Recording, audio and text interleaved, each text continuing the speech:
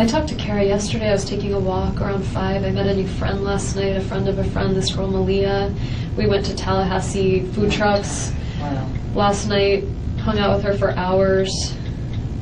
I'm Leslie B, just a seeker, a story keeper, and we're still watching, waiting for justice. Hey everybody. Hey True Crime Wifey. Hey Leslie, how are you? I'm good. How are you? And I'm sorry. Every time I say it, I'm like, I wonder if people think we're lesbian. What, True Crime Wifey? Oh, because I'm your wifey? Yeah, I'm like, I gotta get on with True Crime Wifey. I mean, because I have people that will email me and they think I'm Carl's wife because my name is Leslie. I'm like, no. That's funny. No, I'm called wifey because I was already married before we ever got cell phones. So that's how I'm plugged into my husband's phone. It's wifey. It's not even my name. It's wifey. How cute is that? I love it. Okay. New York Patriot lady's like, Leslie, play your song. So I'll play it, but it's with the other Wendy that's a convicted murderer in Texas. But it still has the words. Yes.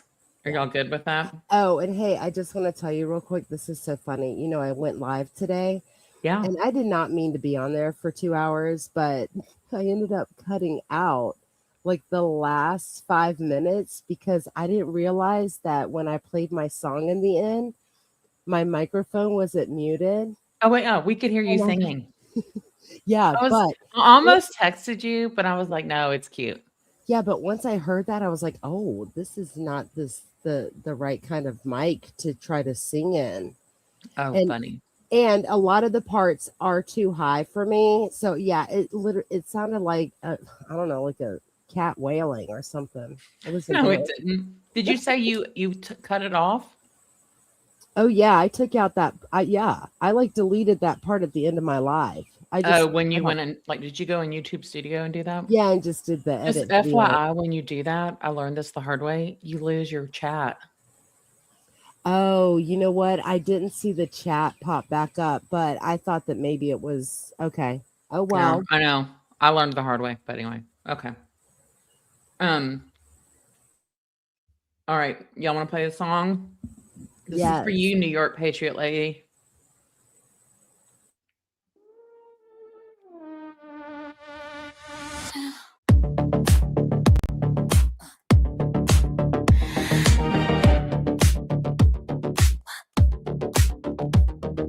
Tension in the air so thick it bites. Shadows creeping in under neon lights. Wendy, Wendy, Wendy, where'd you go last night? Whispers in the alley, footsteps in the fog. They're painting you the villain, but are they wrong?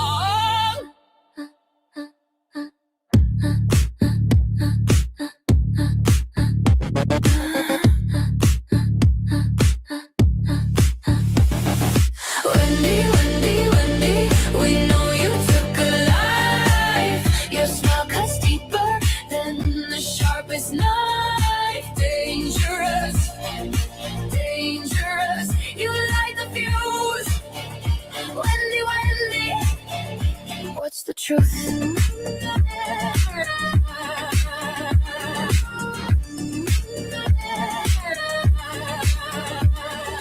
Lipstick smeared like a bloody trail.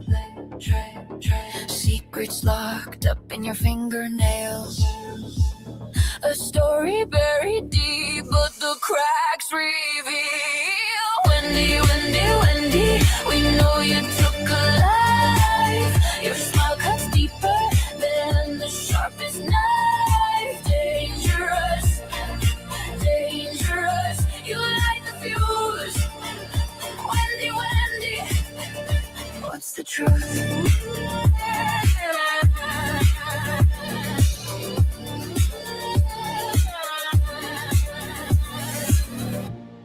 The clock's ticking faster.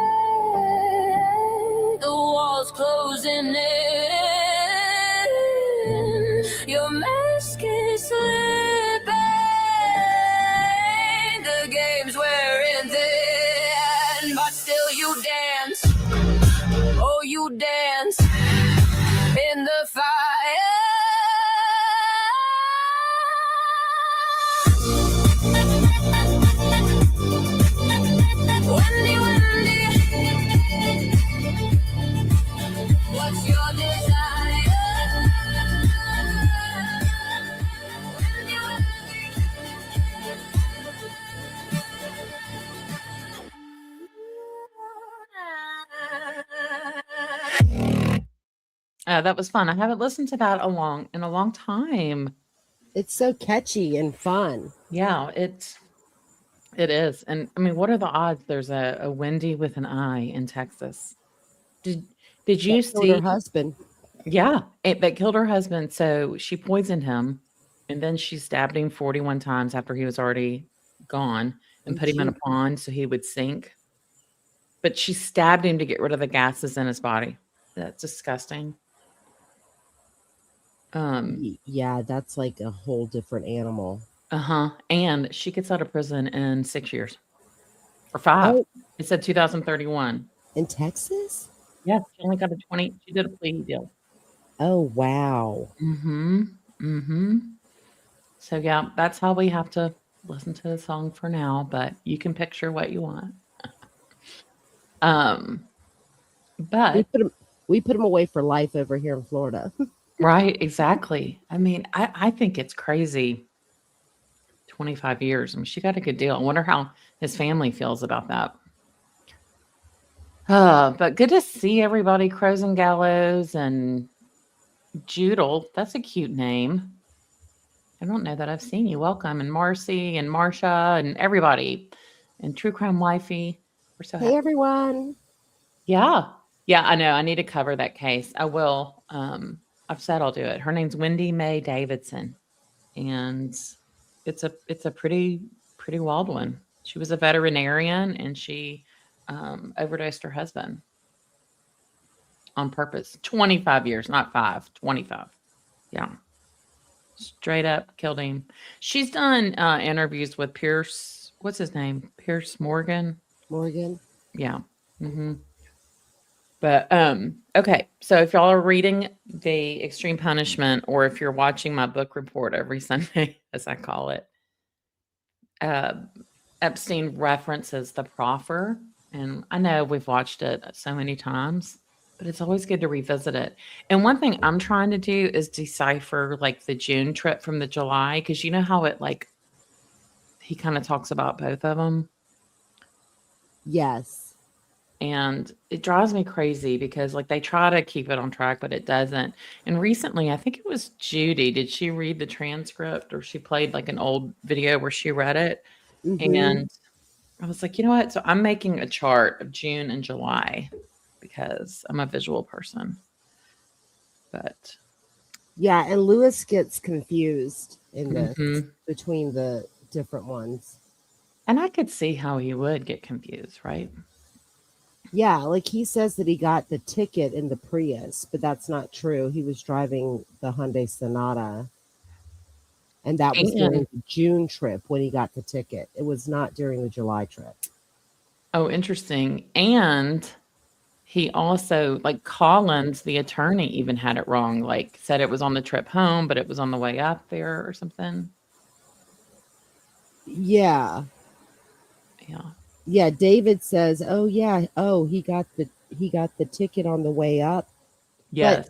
it's not even clear in this proffer if law enforcement even knows that he got the ticket in June and not July, because Luis is saying he got it in the Prius. Mm. Well, So I think the reason why Chuck says that, Chuck Collins, that's David's dad, okay? The reason mm-hmm. why he says that is because, remember, the day before this proffer is when they're in a vehicle with Luis trying to find where Sigfredo Garcia threw out the weapon. Oh, right. When they're riding around the van. Yeah, but they go all the way down. Like they go all the way. Right. Because They were in that's that what you're van talking for about. they were in the van for like 10 to 12 hours. Yeah, because in this interview, what's his face? Yeah, he's like, well, if I wish I'd known that, that would have changed things yesterday or something. Because they like did that the day before this proffer, I think, right? The van. Yeah, and this is really the second proffer, but it's the only one that's been Right. reported. Yeah, the first one was September 30th, according to the book, anyway. Yeah. So, okay, so y'all were asking when that other Wendy Mae Davidson, that was in 2006. So, yeah, I'll do a little show on that. That'll be good. We've already got the music video for it. we need to do a Fulford chart. Oh, geez. I don't know with the timeline. All right. I'm going to go ahead and hit play. Are y'all ready? Oh, Victoria, welcome. Good to see you. Hey, Susan. All right. And closed captioning is not an option on this, just so y'all know.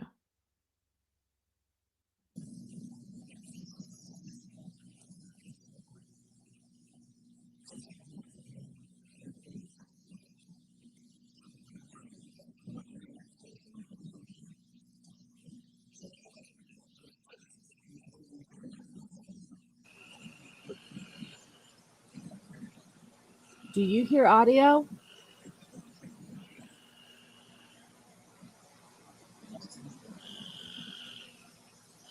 Do y'all not hear audio? I do not, but that doesn't mean that chat cannot. So somebody tell me, okay, Beach Bum says no audio. Why does this happen on my computer with this? Now people are saying no audio. What the heck? Let me try and play the one that I had. So strange. I don't understand that. Let me try something, guys and girls. Because remember when we did that video with Grush and y'all couldn't hear the audio? Yeah. Oh, strange. Yeah, I know nothing about audio except for up, down, mute. Yeah, I don't either. But it's something with this Proffer that I have problems with. Let me see. Sorry, I'm getting there. I'm trying to find it. I have it in my... Okay. So this actually has... So y'all tell me if you hear it. Yeah. Yeah, I guess so. You hear that, wifey? Yes. Yes. Okay.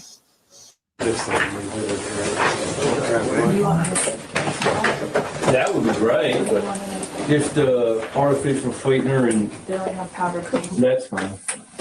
That's fine. Louis, you want any coffee? No. You just put that back in. I did. Okay.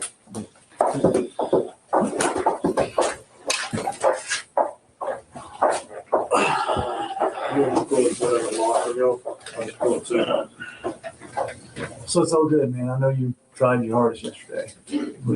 So don't even worry about it, man. Don't worry about Oh, we might try some more. You never know.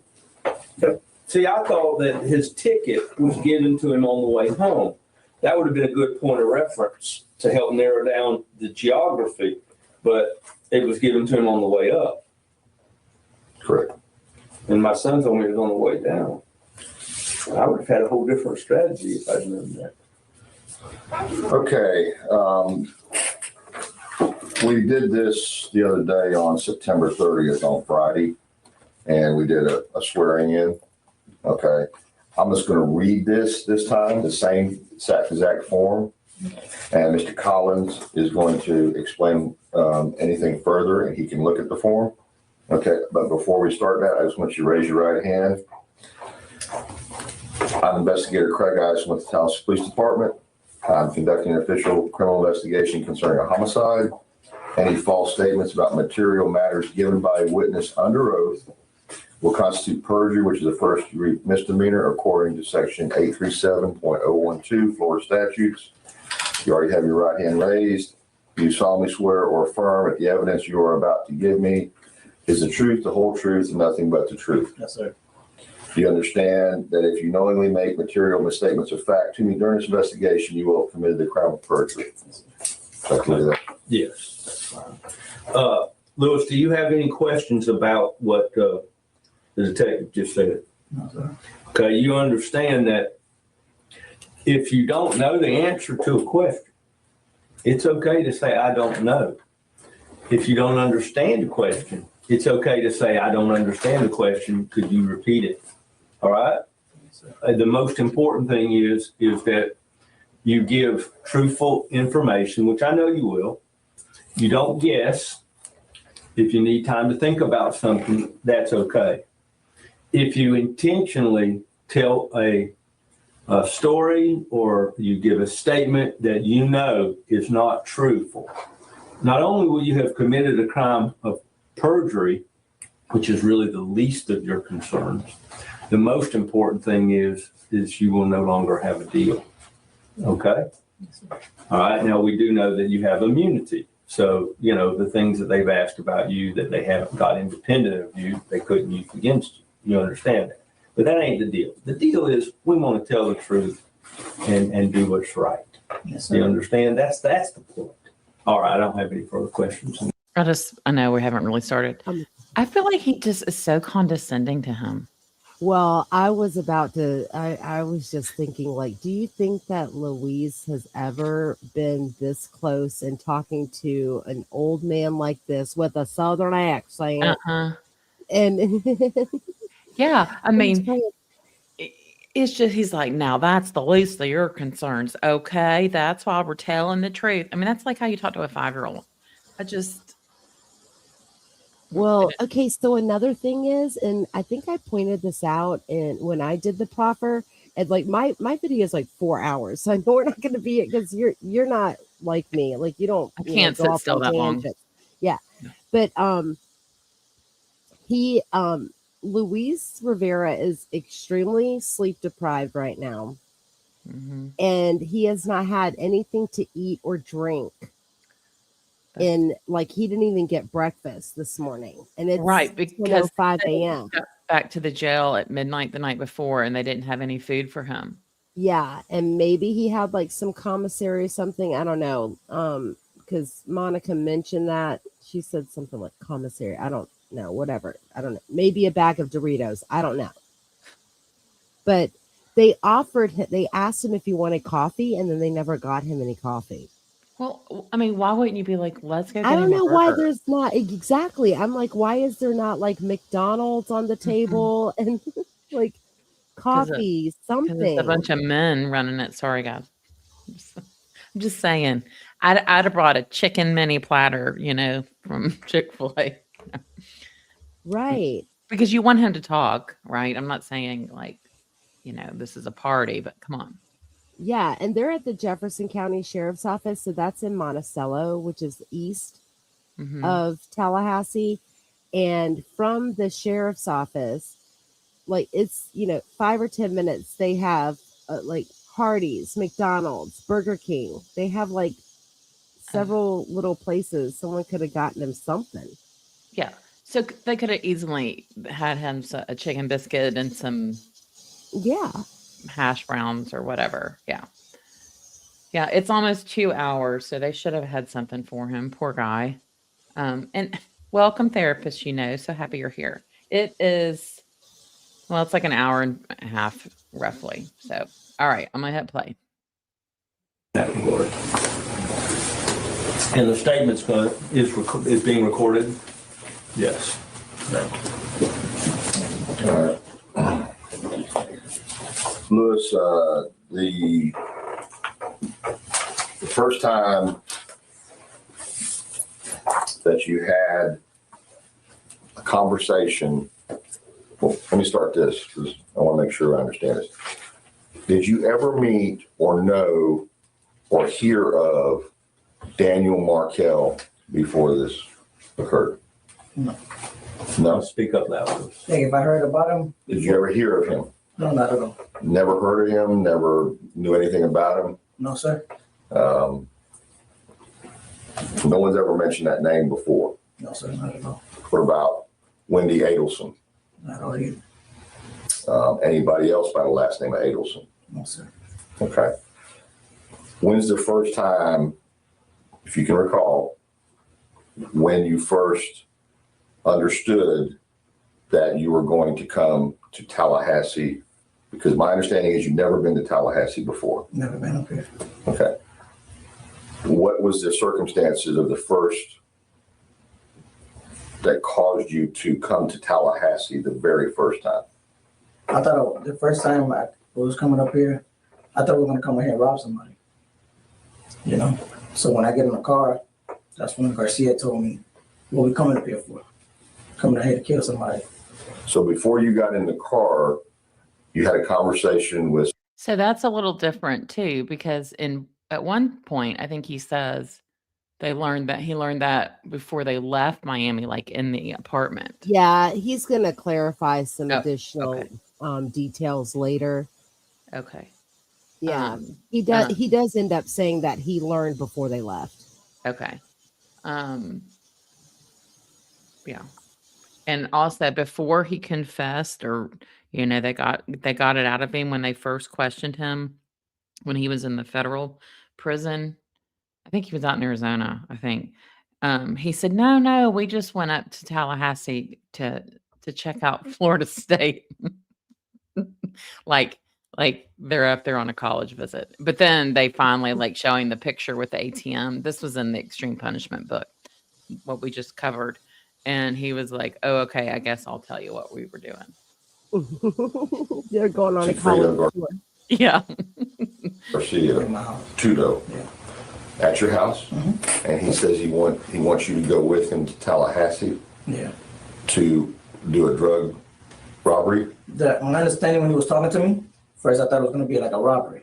Just a robbery. I thought it was going to be a simple robbery. But then I said, we kept going on talking about it. That's when he told me, listen, I got to come up here for a job. I'm finna get hired. We're getting hired, but to kill somebody. You already left, or is that before you? No, I was still in my house. Okay. Then I rented a car. We got in the car, and he told me more about it. Like, you're gonna come out here. I'm gonna kill this guy.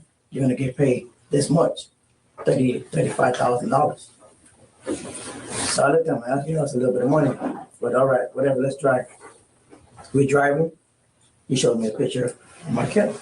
That's the first time I seen a picture of him, and I heard about his name. But he told me his name. This is the guy we're gonna go see. His name is Markel. I'm like, I don't need the name. Forget about the name because I'm not gonna remember the fucking name. Just show me the picture. I just seen the picture and I looked at him. Somebody drove up here. Come up here the first night. We went to the hotel. I hate to interrupt you, but I do. I want to make sure we're talking about the first trip. The first trip. And you rented the car? No, the car was not under my name. Okay. Is it a rental car? Or it was a rental car. Rental car. Who rented the car? It was Garcia. He came with the car. He came with the car? Yeah, he came with the car. To your place. He came over to my homegirl's house. Who's that? Rochelle. He picked me up and I left. He like, yo, what's up? Boom. So he called you and said, I'm going to get you. He already told me the story. He rented a car and came and picked me up that same day. Okay. He's like, yo, I'm on my way. Okay, so he's at Rochelle's house, and like Sigfredo just shows up and is like, let's go, and they just jump in and go. Right? Yeah. And so when he says wife, he's talking about Jessica. When he says homegirl, he's talking about Rochelle. And somebody had asked, yes, he definitely has been arrested for domestic violence. Jessica, it's Rodriguez, right? Yes. Yeah, she had pressed charges against him. But he was in prison for the RICO stuff. Yep. Which, by the way, on the federal, portal, I can't think of the name, but anyway, I've downloaded his charges in that. I thought it might be interesting to do that sometime. Yeah. He picked me up. I got in the car. I left, went to my house, changed up, got in a car, and we drove. Okay. It was like a Wednesday night. It was Wednesday. You knew that the purpose of him renting the car was to drive to Tallahassee with it? Yes, sir. So he already told you, I'm going to rent a car, or he shows up and says, I've rented a car? No, he said, I got to rent a car. He already rented a car. He said, I'm going to go rent a car. I'll be back later. So you knew that the story, the first version, is that you're coming up here to rob somebody because you're going to go rent a car. Yeah. But it changed to murder before or after he rented the car? No, before he rented the car. Remember, we was in the house speaking about it. It's got to be down. They got to get it off. I didn't want you to get me confused and throw me back and forth. Exactly. I'm not trying to. Yeah. So I'm going to be straight up. Detective Isom, do you care if I might ask a question that I think may help? Not right now. I just No, absolutely. Yeah. All right, I'm fine right now. And I definitely want him to go through the whole story, but I'm afraid if we get too far down the road, I get it's it. the fact that I agree. that's all. I think Sanford would like to clock Collins and ice him. I know. Like And he's fidgety, you know? yeah, Pat Sanford is very interesting in this entire thing. Yeah, watch his mannerisms for sure. And his When body. things don't make sense or add up, we got to stop and get to it. Okay. How long was it? You said you initially thought that this was going to be a robbery. What gave you that idea? Why did you think it was going to be a robbery? I'm a jack boy. Okay. I said I rob drug dealers. Okay. So he was talking in terms of a job in Tallahassee. Mm-hmm. So I'm thinking we finna go, okay, boom. But then he's like, man, it's not that. I'm finna go kill somebody. We're gonna get hired. Okay. And this was before he went and rented the car. Before he rented the car. Okay. So when he got the car, it was either in his name or somebody else's name. I don't know whose name was it, but he came with the car he came up with the car to my homegirl's house. I was there drinking and like I jumped in the car, went home. What kind of car was it? It was like a black Nissan. Okay. It was a Nissan. And what date was this, as best as you remember? I don't remember the date, man. Will you remember the light month blue. and the year? The one had to be like either June or July. Okay. The year was 2014. Okay. And he showed you a picture of Markel. I mean, it's already 2016, 2 years later, and he's like, I don't remember that good. Yeah, and it was a light blue. Actually, it's not even a Nissan because he doesn't know about the silver Nissan that Sigfredo first rented on June 2nd and gets a ticket an hour later. Sigfredo has to go back the next day on June 3rd, trade out that car. He ends up with a light blue, silvery Hyundai Sonata, a 2011. Oh, so they each actually got a ticket or pulled over, I should say. Yes, but Luis doesn't know about Sigfredo's first ticket. Because Right. remember, Grish points that out in his videos. Mm-hmm. That Luis already doesn't know when they're leaving to go to Tallahassee that less than 48 hours before Sigfredo got a ticket in that first silver Nissan and had to go and get a light blue Hyundai Sonata. Mm. Because Well- that's what car they're in June. Yeah. Interesting. Okay. And Sigfredo wasn't a Latin King. He was in a different gang, by the way. We read that in Extreme Punishment. But like for Latin Kings, I think Luis would have said, we're not going, don't you think?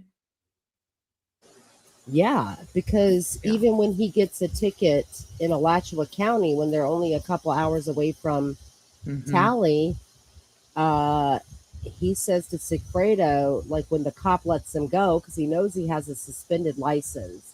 Mhm. And I want to say this. I've made comments before saying they had no license.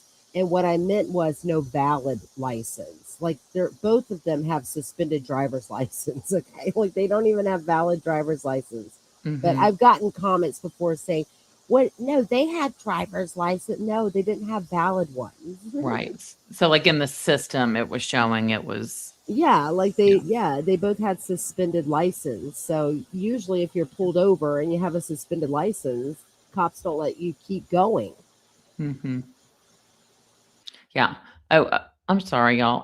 True Crime Wifey is on here too. I just made the screen larger so we could see it, but I can leave it like that so people know. I don't want everyone thinking you're a mystery. I am. People are I asking. am a mystery. I'm just Yeah. kidding. All right. Welcome, Winter Storm. Welcome, everybody. Okay. I'll get back to playing it. And said y'all were going to go kill him. Mm-hmm. Now, were you the one that he was intending to go do the murder, or why were you even involved? Because he told me he trusts me. He said, I trust you, and you're the only one I trust. But were you the one he was hiring to do the murder? Because I don't understand why you need two people to commit a murder. They were hiring him. Okay. They were hiring him. They were not hiring me. They were hiring him. He said he's going to pay me to go with him because he didn't want to go by himself. Okay. Was Rochelle present when you discussed this with him? No, not at all. Nobody. It was just me and him. But it was at Rochelle's house. No, it was my house. Okay. He picked me up at Rochelle's house. I was drinking. Hey, where you at? I said, I'm over here at Rochelle's house. Come slide to him and pick me up. So when he picked me up, I said, all right, let's go to my house. I'm finna go change. 'Cause I had on shorts, so I put on long pants and a long sleeve. I said, all right, let's ride. Got in the car and he drove. I was passing side. I was running a blunt and we drove. I was drinking the whole night going that way. And that's it. When we got to Tallahassee, that way we need to rent the hotel. Hold on right there. Hold on. Not get too far. Where was Rochelle living at the time that he picked you up? Found my house, right, like a block away from my house on 135th on 16. Okay. On 135. 135th on 16. Do you know I'm what time you sorry. left? Okay. Do you know what time you left? Like 10 o'clock. 10 o'clock at night. At night. Yeah. Y'all drove through the night. Yeah. All the way through the night and got here the next morning. I got here like 6, 5 o'clock in the morning. I believe it was an 8-hour drive. Okay. Y'all stop anywhere on the way? Yeah, we stopped in like on the rest, like the rest area. Stuff like that, take piss and keep on driving. That's Okay. about it. You y'all get Got gas gas, anywhere? yeah. We got gas and keep going. How'd you pay for the gas? Cash. All cash. Yeah, cash. They gave him like $5,000, $2,000 in his pocket, and we kept it. We came up here and rented a hotel cash. What was the hotel? You remember? I forgot the name of the hotel. When you drove was fine, you Yeah. saw it, you said that's the first place That you was the stayed at? first hotel I took you to. That one. Okay. I stayed there twice. Came up here. Okay, I don't want to jump ahead of y'all. So at some time you meet some other people while you were up here. Yeah. First we met some guy that night. He rented a hotel. Was he a black gentleman? Yeah, it was a crackhead. Okay. He was Just tell us about him. Tell us how that happened. Yeah, security pulled up. Hey man, what's up, man? I ain't got no ID, man. You do me a favor, rent the hotel. I'll give you $20. Yeah. I'll take $20 right now. So he went, gave him $20, went to the hotel. We stayed there at night. I think the room was 110 or 109. Were y'all doing drugs in the room? And just to make sure, just want to make sure this is on record, 110 or 109, he's already driven us by, and that is the budget in on Wadsworth of Tennessee. Okay. Yeah, when I got to the room, we doing drugs. We had powder, we had beer, but we had a bottle.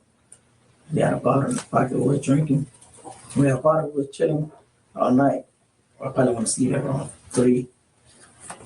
I woke up around 7 that morning. I think it was 7 o'clock the next morning. So when we got there by that time, we slept for a little bit. Check out was at 11. We leave. I'm so confused because I thought he got pulled over at 9 a.m. And I'm confused. Yeah, he got pulled over at 9:12 a.m. on June 4th.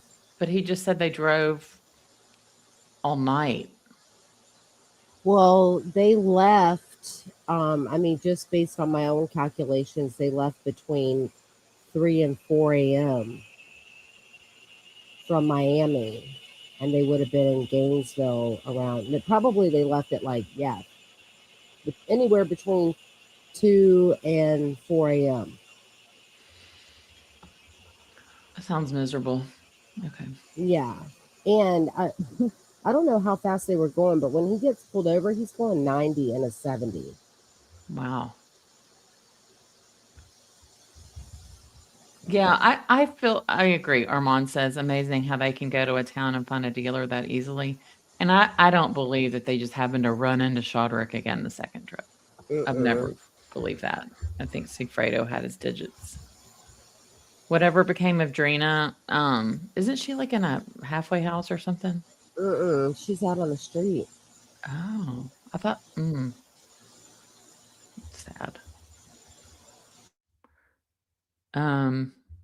Okay. Hey, Audrey. Hey, everybody. All right. Went by Markel's house. Went around him. Went straight to his house. I parked by the park like I showed you. I parked there for a little bit to see if he was gonna come out. When he came, I seen the car. I'm the one that scoped the car. I'm like, yo, that's that guy right there. I seen a white man in the car. He's like, yeah, that's him. Let's follow him. So we followed him all the way to the school. He got the kid off. Boom. I lost him. I guess he was going to the gym in that morning, but How you know what kind of car he's driving? because Sigfredo told me the car. Sigfredo told you the car? He said he got a black Nissan. Okay. No tints. You will see him because he already showed me the picture. So Sigfredo supplied you a picture of Markel, which is the target, Yes, sir. and has also told you a type of car that he drives. Yes, sir. Does he tell you where that information came from? No, sir. He just showed me a piece of paper with his name and I believe that paper had that address, but I remember seeing his face.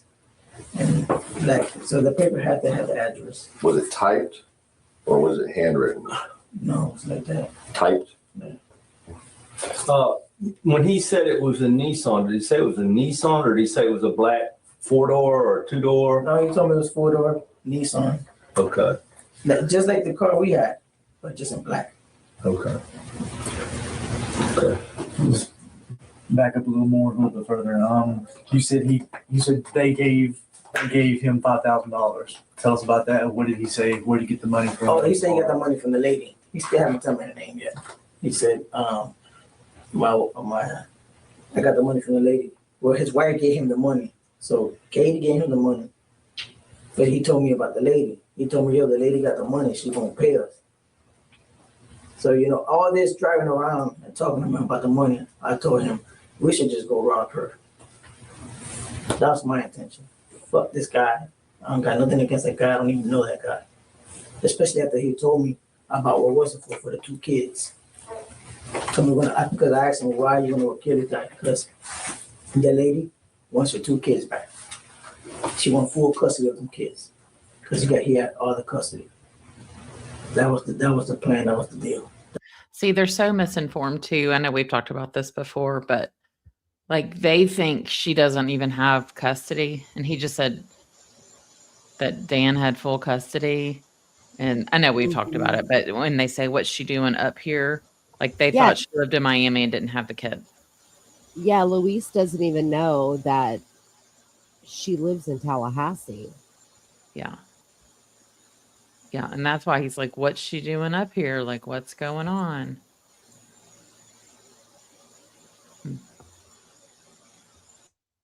Oh, I wrote something down. If any of y'all heard Professor Joe and Webster today, I thought it was really good. Yeah, it was really good. I wrote this down. I think Stephen Webster's amazing, but he said this, and I was like, that's really good. Just talking about how Wendy hasn't been arrested. He said, it's taught me you can live outside of a prison and still live inside a prison of your own making. Like saying they haven't gotten away with it. Like her life is miserable. And I know we all want her locked up, but I loved that. And he also said that Harvey and Wendy are held accountable by virtue of the exposure and the virtue of the Justice for Dan movement. I really liked that. Yeah. Yeah. I thought it was poignant. Okay. So I took us off the screen because we were blocking the captions. But okay, I don't care. Oh, all right. I didn't know if anybody had a preference. That's what I went to go kill that man for. And how did Tudo know all this? Katie, I guess Katie told him everything. Then But you're just guessing that. You don't know that for sure. Do you? No, that's for sure. For sure, Katie told him everything. Right. How do you know that? How do you know Katie? Because he stayed talking to Katie on the phone. Hey, babe, what's going on? Hey, the lady's you sure she's gonna have the money on time? Tell her don't play with her because we'll go show up in her house. Tell her she better have that fucking money. And he always kept telling her that. Because when you went on this trip, were you with Tudo the whole time? Did y'all separate? Y'all were in the same car? Y'all stay in the same hotel room? Never separated. Stay in the same hotel, different beds. You were always with him? Yeah. So when he talked to Katie, you could hear him talking to Katie? Of course. And you knew it was Katie? Right there, right? Did you know it was?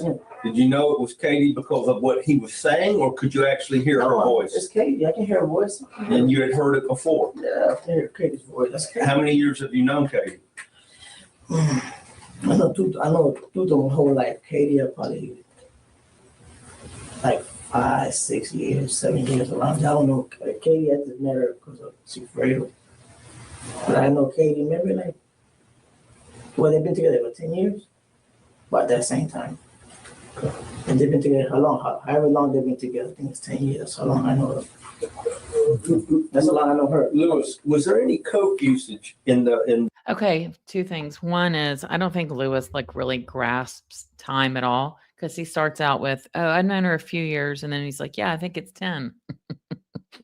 And then the other thing is this normal for an attorney to be interjecting themselves like this? I mean, I'm Well, asking. Like, no, I don't think. I mean, I actually think it is normal. oh, okay. Because I didn't know if he's just trying to get stuff on the record. Armand says, "Why would his lawyer asking questions? Can't help himself." Yeah, it drives me crazy. I mean, I just He feel might. like Pat's looking at him like, "Shut up." Yeah, I think he's just trying to get some clarification on some things. Mm-hmm. So yeah. Okay. The hotel that night. Yeah, every day it was cool. But I'm talking about that night when you said some crackhead signed for the room. Mhm. Was that guy also bringing drugs to you all, or No, just a no. crackhead? Not him. He just went to the hotel. Okay. Was there I any didn't other see him people? again. Was there any other people you met that night? That night, it was the next night. The next The day. next night. Okay. I stayed there for 3 days. Okay. I'm sorry, gentlemen. I just wanted I to. stayed there for 3 days. You're catching up. Yeah. Yeah. It was the next day. We met a guy in I think it was a gray blue Chevy photo. He was in the back trying to serve some people up. So we spotted him. I said, "Man, go ask that guy whether he bet you he got the coke." So I further I asked him, "Man, what's up? You can give me some coke?" "Yeah, man, we need a 40 when we got it." We kept buying for him. That same night, we were just hanging out. We were just doing coke, hanging out. When I came back, every time I came back, we meet up with this guy. Every time you came back. Every time. How'd you meet up with him? She Fred had his number.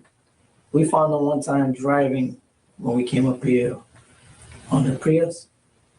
That day that he shot the fucking Prius, we seen him that same day, maybe half an hour before that happened. Well, that's where we bumped into him. And we asked him, "Hey, what's up, man? We need some pot." And we'll follow him somewhere to go to some coke. He was with a group of people. He said, "All right, let me go drop these people off and then we'll go over there."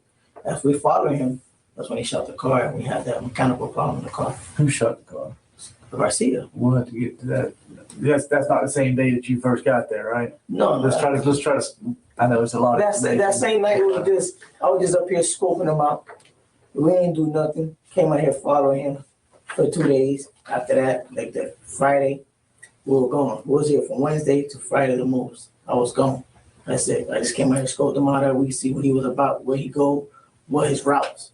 But every time he go to the daycare, I lose him because he just takes so long. So I'm like, man, this guy never comes back out. And then when I go drive back, the car was never there.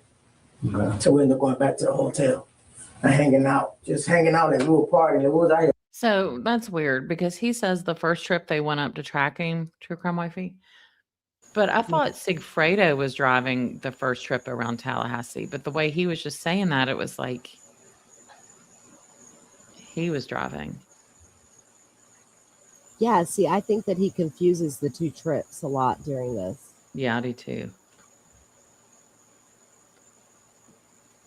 Yeah, it doesn't. I know. Yeah, Lori says hard to follow. I agree. I think it's harder the more I watch it.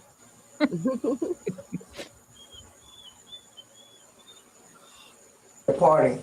Then we'll do the same thing the next morning. I'll wake up and try to follow him all over again to the same daycare. That's all. We already knew where he lived. We also used to following this guy. I said, "Why you keep following this guy if you know where he lived?" You're in the passenger seat. Yeah, I'm in the passenger seat at that time. You know, he was following him. I didn't drive the first night. That's it. That night was over. That's a done deal night. The night that I came up in the car, that's when everything happened. Okay. I drove. Let's don't get to that yet. Hold on a second. We still need to get through that first trip.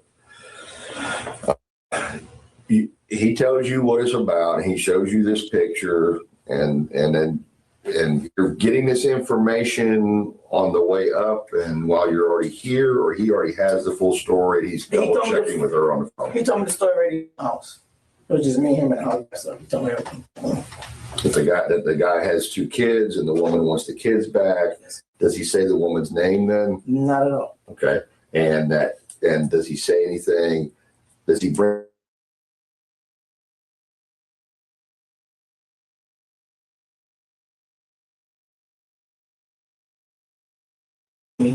This lady's gonna hire me, but I want you to go with me. Then I hired. They weren't hiring me. They were hiring him. Right. She said, "I'm gonna break you off. I give you 35 grand." Okay. I said, "All right." For the drive, I said, "All right, fuck it, I'll take the drive." So you're just back up. I'm just back up, just driving. Okay. That was the whole deal. I'm just driving. So he's saying Katie is the person between the woman that wants this done. Katie's the one in the middle doing everything. Put it like that. Okay. And that's what he tells you. Okay. And so and then you hear her over the phone because you don't meet with her before y'all leave. I never met her. Okay. And you hear her over the phone and you told Mr. Collins just now that you're sitting as close as you two were. Yeah, I did. And you can hear and recognize her voice. Of course. And she is saying specifically what? When he's talking to her, what? Just give me an idea what he's saying. Oh, when he's talking, she like, yo, get up there quick. Make sure you do everything right. Don't do nothing stupid. Look at the house. You got the paper. I know you have. Well, he had the paper. Where did the paper come from? That I can't tell you what the paper. That's fine. That's fine. If you can't tell us, that's fine. Can't tell you. I know he had the paper. He showed me the paper, so I don't know where the paper come from. But I just like I tell you, it's black and white. Like that. But I can hear it saying, make sure everything gets done right and you're done. Call me. Boom. It was maybe a 2-3 seconds conversation. Hung up. He said, man, you ready? I said, man, I'm been ready. Let's go. Let's ride. All right, we drove. We drove the whole time up there. He talked to her once, I guess she told him, don't be calling me so much. She said Just call me when you finish. She thought it was going to happen that same night that we went up there. First trip. The first trip. I didn't let that shit happen. I'm like, man, I ain't doing shit. I was still, I can't, my mind was like, for some kids, we want to kill this guy for some fucking kids. Are you serious? Why can't she just get full custody? Louis, were you hired by Garcia to do the job? Yeah, Garcia paid me. I know, but were you just a ride along, or were you actually going to be the trigger man? I don't know why he paid you so much money for a ride. I was just a ride along. He goes, come with me, and then as we go. Yeah, that's what I want to know. Why do you really think he was paying him $35,000? He gets so animated. Chuck Collins. I know. I mean, it does seem weird. I'm with Beach Bum said, I'd drive across country for $35,000. I mean, heck, I would too. Yeah, I think that Sigfredo was maybe going to try to get him to do it. Well, didn't he say he was going to be the trigger man on the first trip? I think he indicates that Sigfredo was trying to get him to be the trigger man. Yes. But once he realized it was just about some dude in custody, he's like, I don't have any beef with this. Mm-hmm. It's frustrating. Yeah, it is. Yeah, and Katie tries to act like she had no idea what anything was going on, which we all know is BS. She's just trying to put it out of her mind, I think. But all right.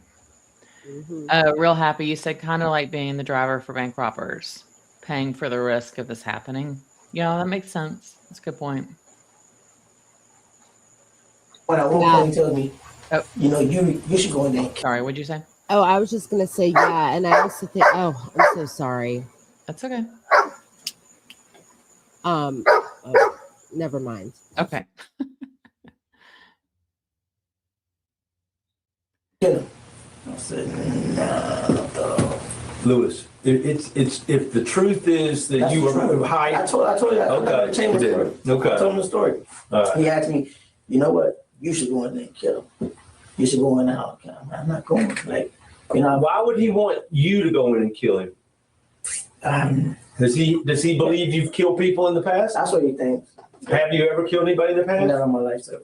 You know you're under oath. Yeah, never in my life. I put my hands up. Never in my life killed nobody. Okay. I beat people with bats here with sticks and shit like that. But you had mentioned before that the first trip was the intent that you were going to do the shooting. Yeah. He thought I was going to do a shooting.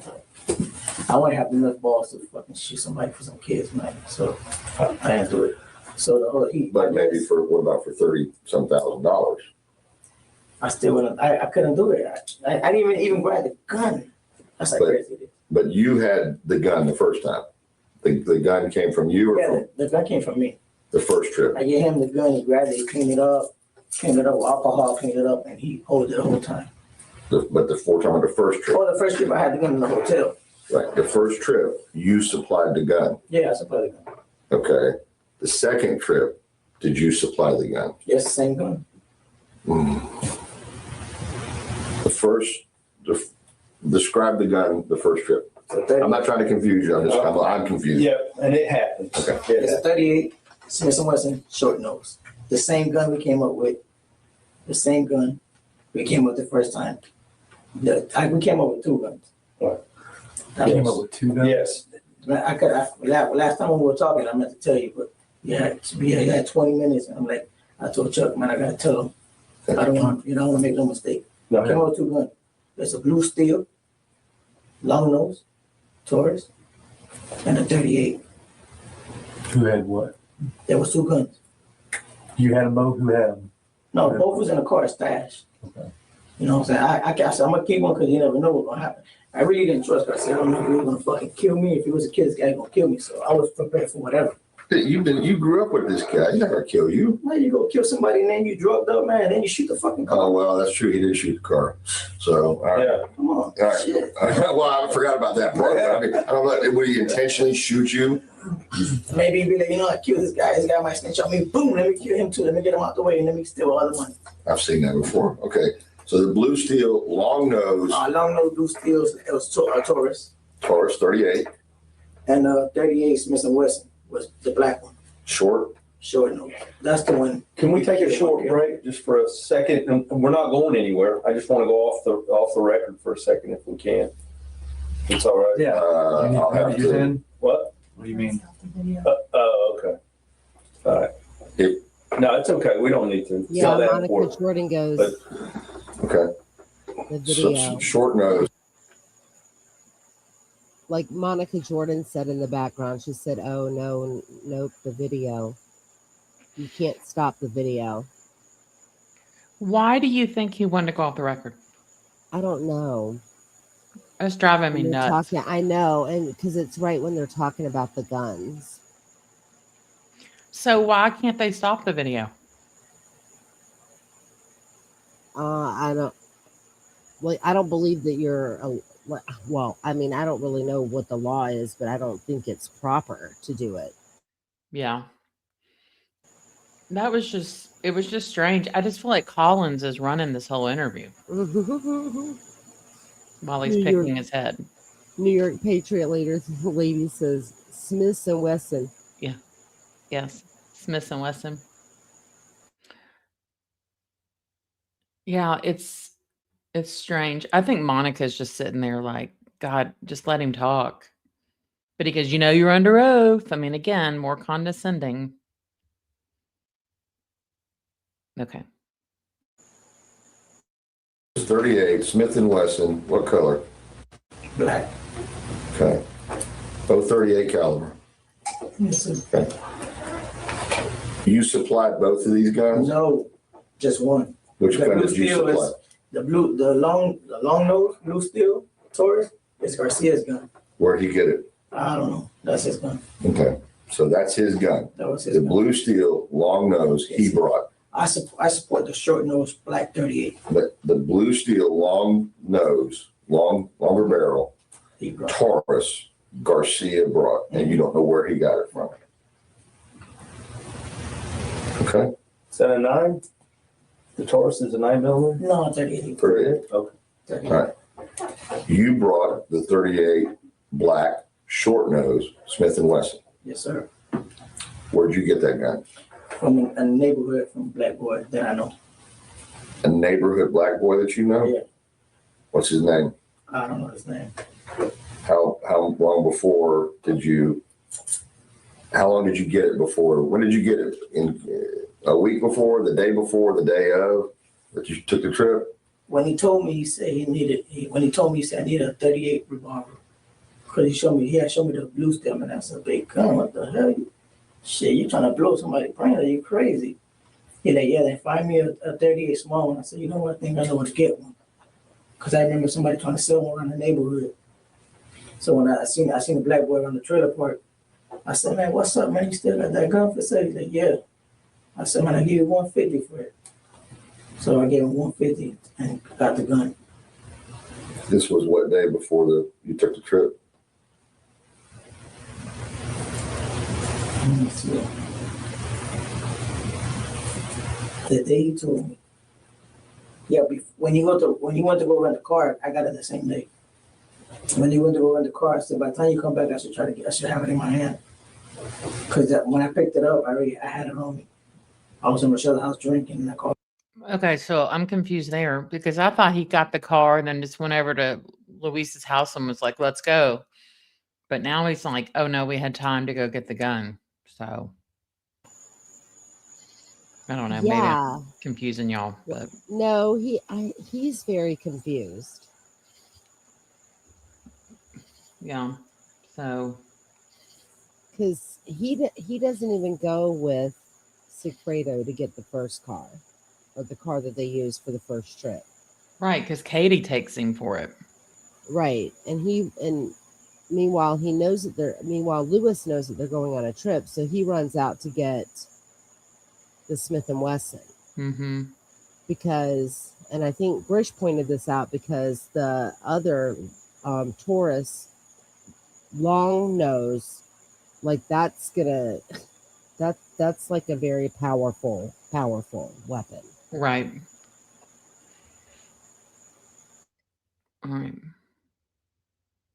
He like, when I got to my house, he like, man, you get that? I'm like, nah, I ain't get it. I was playing like, I ain't get it. Fuck them. You know what I'm saying? Nah, I got it. I took it on the hill. When I gave it to him, like, all right, we clean it. Like, I'm gonna clean it that way you don't have your fingerprints on it. He cleaned it with alcohol and a bandana. And we took it. Chuck also clicks his pen. Yeah, I take both. I'm like, you know what? Yeah, take both.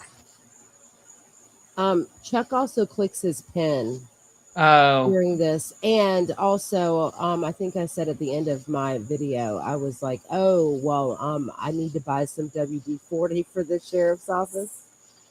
yeah. All of these chairs, I mean you can tell they just wheeled them in from other people's offices. Right. And like the one that Isom and Pattern, those are those super like cheapo, uncomfortable chairs. And then Chuck's got like, the nice cushy chair. So right. So Sigfredo, I'm just reading chat. He rented the car the first trip. So the first one, he returned it because he got a ticket, but Luis doesn't even know about that. Then he rented another one. And then Luis bought the guns, or gun, I should say. And then Luis, because Sigfredo already had that, the long nose blue steel Taurus. but then didn't they leave that behind the second trip? Well, that's what he says. Yeah, right. That's what he says. That's true. Okay. So we took both of them up here. You don't know the guy's name that you got the gun from? No, just a neighborhood kid that he was selling, a young kid too. And it had to be real young, like 18, 19. Does the gun come with bullets, or you had to go buy bullets? No, I had to get bullets. Where did you get the bullets? There you go. I think I have bullets already. Yeah. We went to the store. Matter of fact, I did. I went to the store. 117 on Biscayne. 117, 112 on Biscayne. It's a gun store. Went in there about the 38. 117 or 112? Yeah, in between. Oh, between those two. Between them two. Okay. I'm just giving you like an address right on there on Biscayne. What neighborhood? Biscayne. I understand. North Miami. Okay. Everything is by my hood. Remember what kind of store? A gun store. No, it's the only gun store right there. It's the only gun store. That's how it is, Matter of just fact, a gun store. it's right next to where we rent the car at, Where you rented which car? the Prius. Okay. I rent the Prius. It's right next door to it. Maybe a little further down. Who went to the gun store? I walk in there. By yourself? Yeah, because I used to box. And the shirt that I had on, it says PL Police Department Boxing Gym. And I walked in there because I just came out of the gym and had that shirt. Walked in there and like, can't even ask for ID. I said, yeah, I need some bullets. What you need? Are you catching this? He didn't go with you? Oh, he was outside the car. He's outside in the car. Yeah, he's outside the car. He's in the This back. was the day before, the day of your leaving? The day before we left. Judo's outside in the car. He didn't go in the store. He was in the back. He was in the back in the alley. I was in my Mercedes. Cause he You buy for him too, or he already had bullets? No, I bought them for him. I bought them for me. No, I know. I mean, I'm saying you bought bullets for both guys, really. Yeah, it was like 12 little bullets. There was 6 and 6 in each gun. Right. But did you buy just 12? Just 12. You can buy individual 12 bullets. Yeah, individual 12 bullets. You can buy a single. Like cigarettes. Okay. You can go in there and buy a single because they say your type of single, whatever you need. They're 15 for $20. You know, shit like that. No, but Interesting gun store. these stores probably don't follow the rules, and they should have records of selling ammunition, shouldn't they? Maybe not. I said, maybe not it, man. I don't give a fuck who you is. This Tudo's, I mean, this is Lewis's neighborhood. He knows. Well, anybody can walk in there and get it, man. They ain't gonna ask for no ID. I'm gonna ask for ID if you're trying to buy a gun. That's it. Okay. So now the only thing that I feel like is lacking is the $5,000 that you brought up. That they gave him? That's what you're talking about? Did you give somebody $5,000? Oh, if I get somebody You $5,000, said yes. they gave him. I when I got paid. Okay, you Okay, okay, all right. You said 5,000 just a minute ago from Katie. Coming up. Oh no, when we're coming up this way, he had money. I said, yo, how much money you got? I think he's like $5,000. Like that, I give you that much money to take around? Yeah, let's go. And then he gave me 500. He's like, hold this, just in case I run out. I know he's gonna run out because he's gonna buy everything in cold. So I see, let me hold the money for him. We went up here. I'm telling you, right in this way, we stopped in a couple of stores, we put gas. I think $30 in gas, and then 30. Came up here, we put more gas. Bought some drugs. We bought a bunch of little bottles. We're just hanging out with that party the whole night. Rent the hotel, get the guy $20. He bought like 100. They $200 worth of coke off that black guy. Just buying shit all day. I knew he'll run out. The only thing I remember him having maybe $600 left in his pocket, all that money. Like, yeah, that much money left. Like, come on, man. So this first trip, do you know where the $5,000 came from? Katie gave it. He said that? Yeah, I'm like, who gave you the money? Like, why gave you the money? Because the other lady gave her the money to give to him. They're like, look, this is just to let you know that I'm real. Like, I'm honest about what I'm gonna give you. Like saying, and wrote out. Then the next trip is when he had like $2,000, and he gave me 200. See, I always think it's weird that he says the lady gave the 5,000 to Katie to give or whatever, because I think it would have been Charlie. We know there's a lot more going on here. Yeah. Yeah, go ahead. Like, I don't think that Luis knows. I think that he was kept out of the dark the most. Right. But he does know about the dentist. Later he talks about it. Well, yeah. Yeah, because remember, he's outside Yardbird in March. Right. So, see, that's another thing. Okay. It's another thing. Luis is outside of Yardbird with Sigfredo watching Katie, Charlie, Jeffrey, and Wendy. Mm-hmm. So, didn't he already know what Wendy looked like before he came to Tallahassee 3 months later? Right. Now, I don't know how close they were. And maybe, maybe Right. he's just like, every white girl looks the same. I don't know. Right, exactly. I don't know. It just, the more I watch this, the more confused I get. I know. It's frustrating. Somebody else was asking a question. It's crazy that Patty and Leslie are on at the same time. I know, Audrey, I'm sorry. That was not, originally I was going to do this afternoon, and I just had to push it to tonight. So I'm sorry, but that was not intentional. Cynical. Miami gun stores and Miami rental car companies used by Miami Latin Kings. Doubtful they follow the rules. Yeah, I know. And it's so funny. Earlier when he was talking about going in to buy the 12 single bullets, Like he wore a police league like basketball team or softball shirt to go in there. He said it's a PL, but it's like the police league. That was the first T-shirt. time I had heard that too, because he said he'd been at the gym or something and Yeah. was in that shirt. Yeah, that was fun. That was funny. Yeah. All right.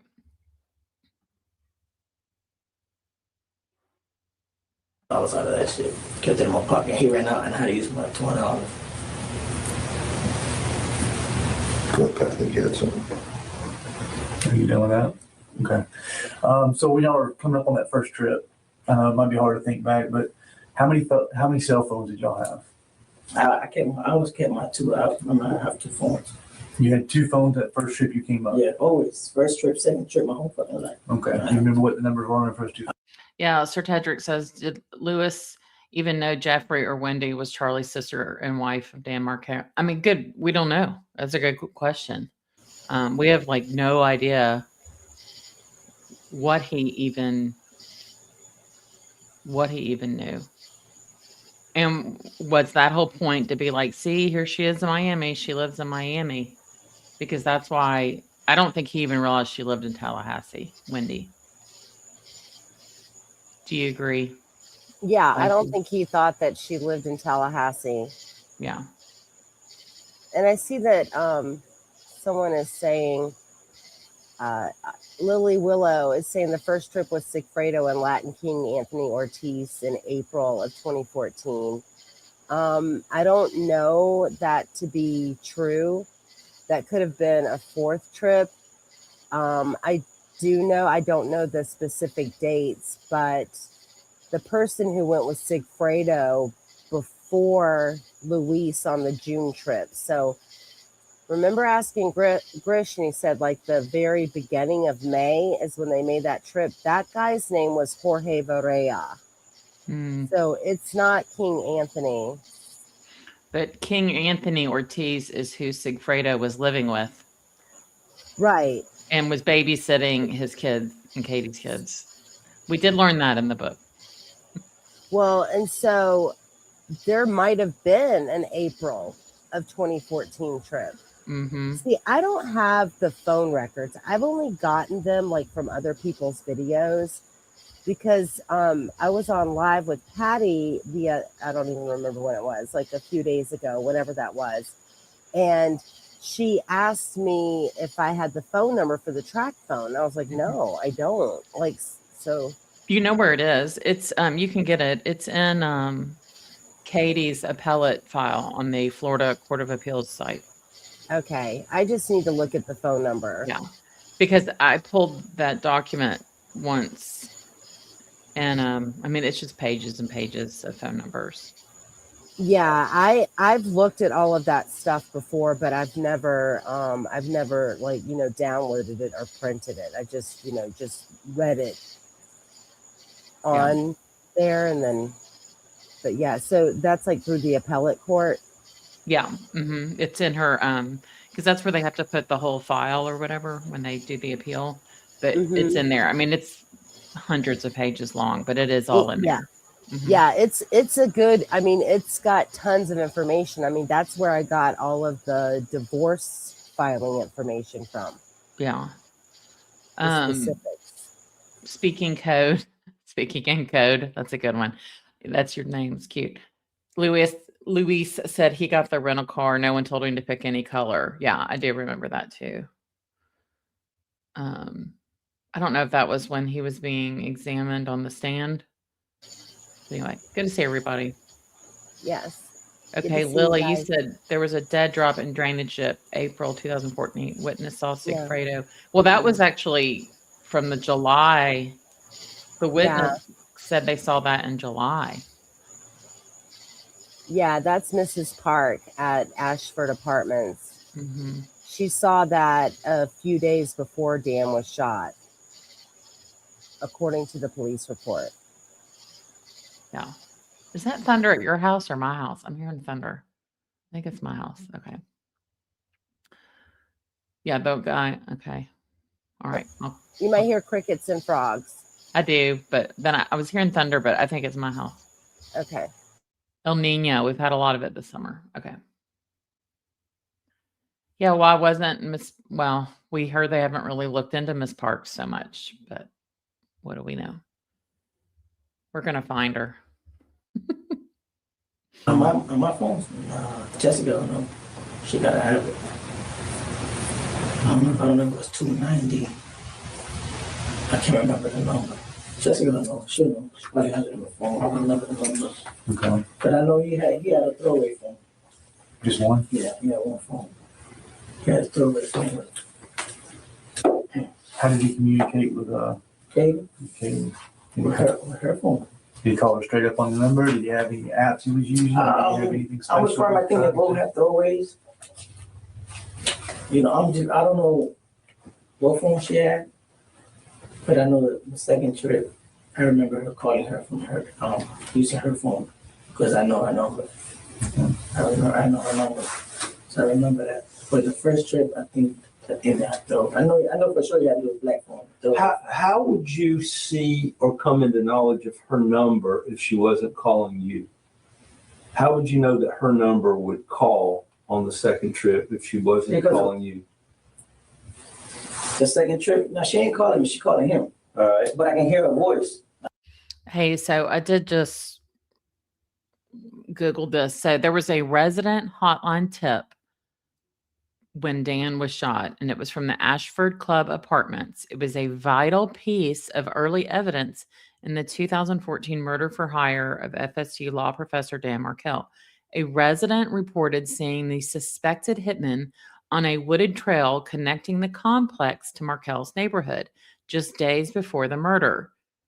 The Ashford Club Apartments, formerly known as the Miss Parks Ashford Club, or simply Ashford Club, are located at 2700 Cary Forest Parkway in Tallahassee. Is that accurate?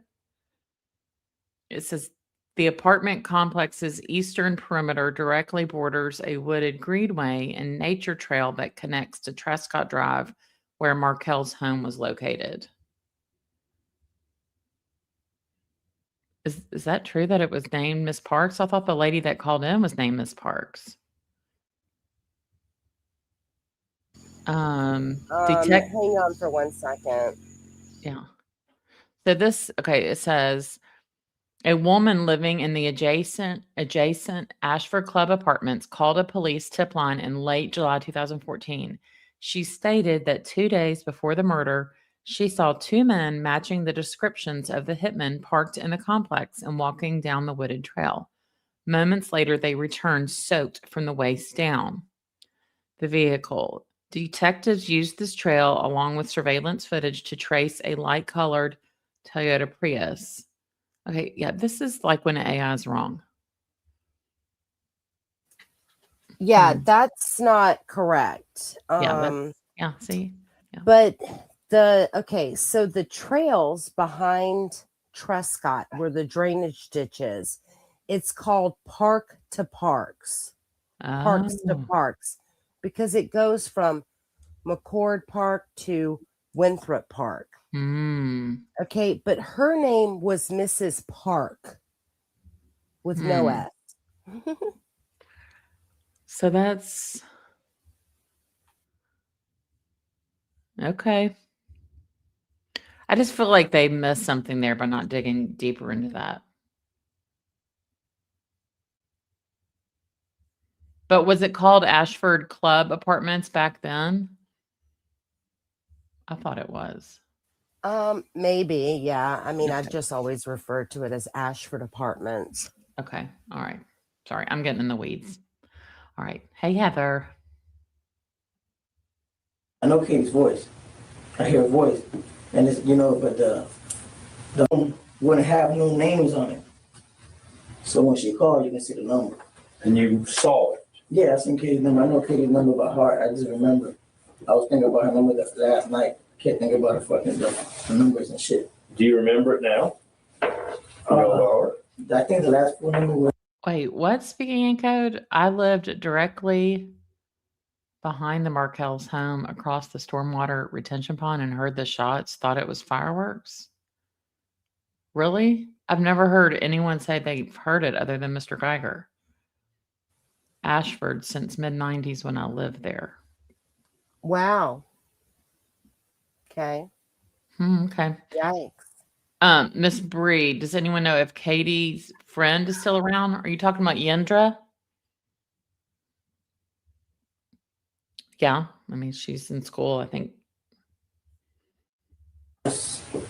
16, 12, 5 something, 5 something, 6, 16, 12, something around there like that. That's her number.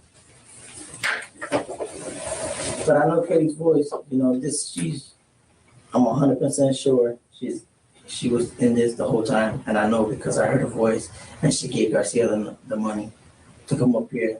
And she called me after the murder the next day. Where's Garcia? Did y'all want the money? Find that nigga. I had somebody else go pick them up. He ought to go pick them up for me.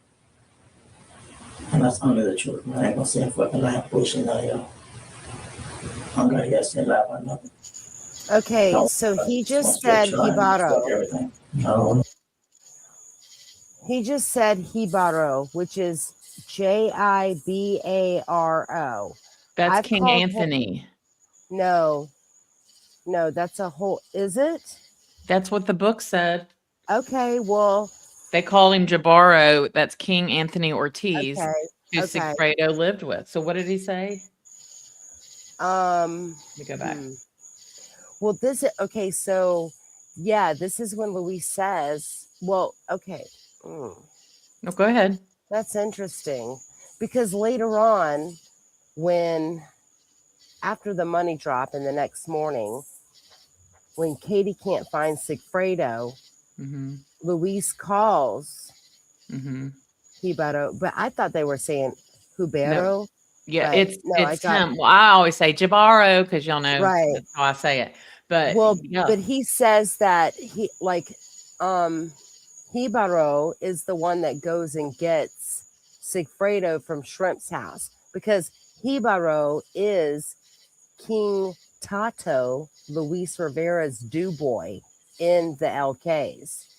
So it does make sense that he's staying with Sigfredo because Luis talks about how he used to get weirded out that Katie and Sigfredo would leave the little kids with Hibaro, and he had been in and out of prison and they don't know anything about him, and he could be some nasty dude, 40 something that could be messing with kids. Like Luis says that in this proffer. Well, it said that he's a black man. Let me find it.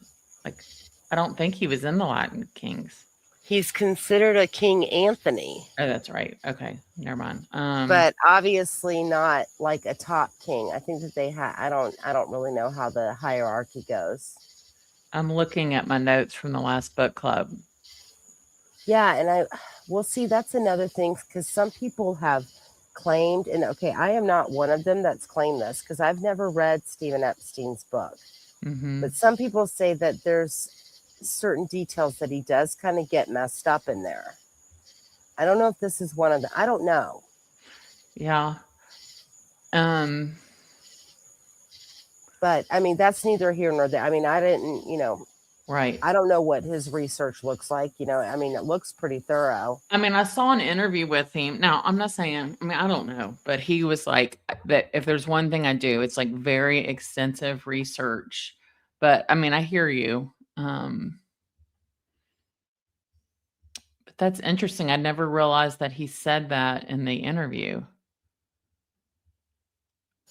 Yeah, he mentions him a few times. It's just the way that he says it. And like Pat Sanford says it behind him a couple times, but not every time. So it did take me a couple of times of watching this to actually realize that he was talking about the same person. I just didn't know that Hibaro was King Anthony Ortiz. Yeah, that's what's in the book. Okay, that's assuming that's right. But because I remember it said that he babysat the kids a lot and thinking, this is interesting. Okay, speaking in code. Well, thanks for sharing Speaking in Code. Yeah, thank you. You said I was laying on my couch, which backed up to the set of 3 large sliding glass doors across the stormwater pond, my backyard, basically. My neighborhood was Button Place. Check out on Ariel. Interesting. Oh, New York Patriot Lady. That means hillbilly or mountain person in Puerto Rico. Heboro. Okay. So it's not Jabaro, like I say in Tennessee. Okay. So this is all interesting. Now we've got more to research. Benton Brook. It's been a few years. Do you still live in Tallahassee? All right. I'll hit play. And I'm going to go grab a copy of my book. That's the truth. That's it. All right, we go sequential. Where you at? Okay, so you come up here, you go to the hotel, you stay there, Cracker gets you to the room, registers for you, y'all stay there 2 nights, 2 or 3 nights, it sounds like. Yeah. Same room, 109, 110, or 110. One of them, I think it was 110. I'm not even sure, but one of them. I'll show you the room that I was in. Between 1 and 2. You go to the house, you already know where the house is. Did y'all have to use a map to get to the house? Or did he drive straight to the house? We drove to come to his house. We stopped one time and the guy like, man, I can't remember how to get to Tallahassee. I remember he grabbed the map real quick and like, okay, it's over here. Fuck it on. He just threw it away and we drove straight away. Once we got over here, we went straight to his house. You're saying to get to Tallahassee, you had to get a paper map. Yeah, because he like, I can't remember, because he was drunk. He like, man, I remember. So we stopped in a gas station. He bought a map real quick, looked at the map. He like, all right, I don't need it. Boom. That thing threw it in the glove compartment. Like, all right, I know where we at. And he kept driving. So when we got down here, we went straight to his house. So he didn't need any help getting to his house from the motel. He didn't have to pull a paper out no more, look at no address. He already knew everything. And that's when y'all parked down there on the south, well, it's the south side of Benton Road. 2116, his house. That's Markel's number. How do you know that? Because I remember when I passed with y'all the other day. Oh, okay. All right, so. But I remember the first time when I passed by, I looked at the numbers, but I couldn't remember. So that's why when I tried to go back around, if I can look at the house, I was looking at the numbers. Freaking hit my mind. So I remember, you know. So he parked in that park where you had to stop? Yes, sir. And faced towards the street so you could see him coming out of his road? The same way we pulled in, hotel was there. We was watching. And then y'all followed him, you said, to the daycare. To the daycare. We're on the first trip still. The first trip. The And first he's trip, the driving. second trip, we followed him to the daycare. Y'all did the same pattern. Yeah, same pattern. So he follows him and they go to the daycare. What, and does he park over there to wait? Yeah, we parked like, when I was talking about it last time, which I can't remember, we parked like in the corner, waiting until him to come, but I never seen him come out. I'm like, yo, this guy's not coming. So we always lost him, because I guess when he come out, he hit the right and go that way towards like the gym. But never came back, so that we would leave. The first night was up here, we left, we ended up going to Hooters. We ate some chicken wings, drank something, drank beer like crazy. Went back to the hotel, did pot and drank. Just hanged out. Like the first week was out here, we just for 3 days. We just scoped them out for 2 days. And that's it. What caused you to leave town? Why did you give up and just go back home? Me personally, I told him, listen, man, I don't think this is gonna be worth it. That day, I'm like, this is not worth it, man. We should just get out of here. You know, I don't think. It's bad. I like think about it, man. And you know, I gotta do it in the morning, this and that. Like, man, whatever. But we left, and then about like a month later, the second trip, you know, man, I gotta do this, man. I gotta do this. So I just, you know, that day he told me that I thought about it all day. Like, where the fuck this nigga's tripping? And it's all because of Katie, man. Like, she had him crazy. You know, she'll go cheat on him and. I guess she told him, if you want me back, you got to go do this shit. Because when we came back a week later, they were together again. Like, we went to the park. We seen a pocket fight at my brother's house. Everybody was hanging out. You know, it was crazy. So I'm like, she had them all messed up. She had them all confused. Okay. Were you in any of those? Were you present? Hey, Yeah. so okay, so this is how confused he is. I just want to also say, like, speaking in code, like, thank you for being here, but just protect your private information. Wouldn't be telling everybody exactly. Like, okay, just be careful.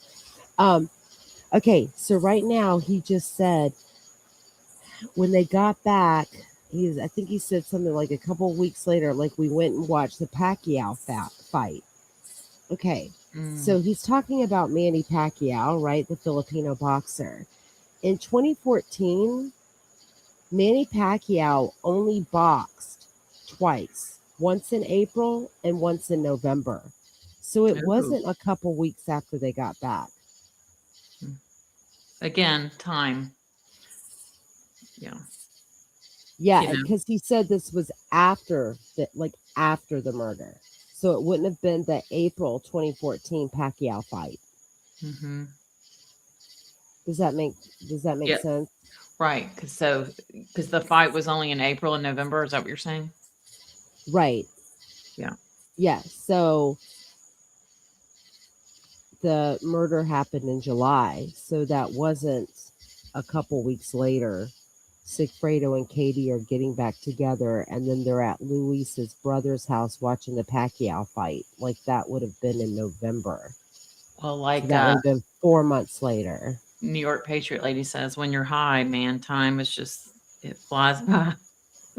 Well, I mean, I know, and I know that Patty disagrees with me, and I think you kind of do too, but I feel like Katie doesn't really have anything to offer. I think she's so jumbled up because she was taking a lot of Xanax back then. Mm-hmm. She was doing a lot of weed, and she was all over the place, juggling jobs. She's, fearful of the LK. She's fearful of the Adelson. Like Katie's a hot mess. I mean, those Right. wiretaps are, I think that she doesn't know, like, I don't think she's ever going to offer anything in addition. Oh, no, I totally agree. I don't think she has anything else. I've said that. I think before when you were like her brain was mush from all the Xanax and I weed. know, and I accidentally call her brain dead, and that is like so rude. I do not mean like that. I mean brain damaged. And Yeah. I've heard myself say that. I was like, oh my God. Yeah, I don't think she has. I mean, she was just, all she cared about was the money. And like, she Yeah. just has put it in the back of her head. Like, she still doesn't think she really was a murderer. No. And neither do the Adelsons. Right. Like Yeah. the one lawyer of the family who allegedly, in my opinion, had them do this for her. Like she didn't, type up like, the murder statutes and read them, because when you're principal, you're still guilty. Right. Like they think because they didn't pull the trigger Mm-hmm. that, or if you go through a middleman to hire someone, that you're not culpable, but you are. Yeah, not very smart. Yeah, and just to let everyone know, like the whole area around, I mean, I do have videos of the drainage ditch, the parks to parks. I've done all of that in my walking videos. Yes. So, because he does say, okay, so Thursday, before they shoot Dan on Friday the 18th, Thursday is when he says that he sees Wendy on the street. Okay. Mm-hmm. Well, he said, we were at the park behind the house. And Sigfredo says, oh, I see something. Drive around there. Well, I know they're talking about being at Ashford. And this is the same time frame that the Miss Parks saw people fitting their description coming back from the drainage ditch area. So he says, Sigfredo says, hey, I see something, drive around there. So then Luis leaves out Ashford Apartments because they were back there. They were near that pathway that's now fenced off, but they were there. It really frustrates me if they really didn't investigate that. Well, then they drive around Thomasville Road. They take Armistead, and it leads, they turn right on Armistead, turn right on Klein, turn right on Trescott, and then come around. And then that's when Luis says that he sees Wendy walking with the kids. And I believe it's Thursday morning. I know I have misspoken before, but the alarm at Dan's house goes off at 8:43 a.m. that morning. Mm-hmm. And it Wait, what time was it? Say that again. It's 8:43. I've misspoken saying 12:43 before, but it's 8:43 a.m. Because it was the UTC stuff before. Right. And Wendy gets a phone call from the company. They leave a message. Lynn Grossman gets a phone call. They leave a message. Dan Markel gets a phone call. They leave a message. Finally, at 8:52 a.m., Dan Markel calls back and cancels it. But they also had the alarm company had even dispatched to the police department, and they had just driven in the area, but it's not clear what exactly the police did. Probably nothing. Yeah. I can't remember how it's worded in the police report, but it was a primary door, but so that could either be the front door. Well, I guess it would have been the front door because the garage, allegedly no one was home, even though I think Wendy was there. I don't think she was at his house. I think she was on the street. I mean, she still had a key. Well, and do we even know how accurate Creative Preschool's like timing was that they checked in or whatever? No, but the thing is that if you like, and this, I believe that this still might be a law. If you have kids in preschool, and if you haven't called them before 9 a.m. saying, "Hey, I'm running a little bit late," or "They're not going to be here today," by 9 a.m. they start calling parents. And that's that whole hot car campaign thing. Oh. They start calling parents if you haven't dropped off your children. Oh, interesting. I didn't know that. I don't think we have that. Yeah, I mean, we've had that for a very long time. Because, I know they stipulated in court that she dropped or she signed them in at 8:30, but it's like it seems like it was 8:30 every day, which it's not going to be the exact same time every day. Well, and it could have been one of those where you just write down the time. Right, exactly. And there might not have been anybody. I mean, I don't really know how many people Creative had or how many children they had enrolled there. I mean, I'm just going to say this. If you were to see it from the outside and also see the neighborhood around it, I don't know why anyone would ever send their child there, period. I'm not kidding. I have video of it. It's like random or whatever. So I just have never posted it because I need to edit some of it. But yeah, I don't know how many kids were there. So, I mean, you could write down anything. Yeah, right. And at 8:43 a.m., let's just say Wendy was there and she did something that triggered the alarm. Okay. Mm-hmm. She could have gotten in her vehicle and been and driven to Creative. I mean, Creative was within 10 minutes. Well, I was just going to say, is it possible she was there with the boys, took them to school, and then came back? Well, I don't know why she would come back because, Luis is saying that he saw her walking with the boys. Right. So well, I just meant like when she came back, I just still think the alarm going off has something to do with these people. Yeah, I think it has something to do with Wendy being there. Mm-hmm. I mean, that's just my opinion, but I don't know if we'll ever know. I mean, because there was a lot of stuff not done. Okay, I found the place in the book. I've been going through it. About a month after that initial trip, Rivera said Garcia told him, "Man, I got to do this."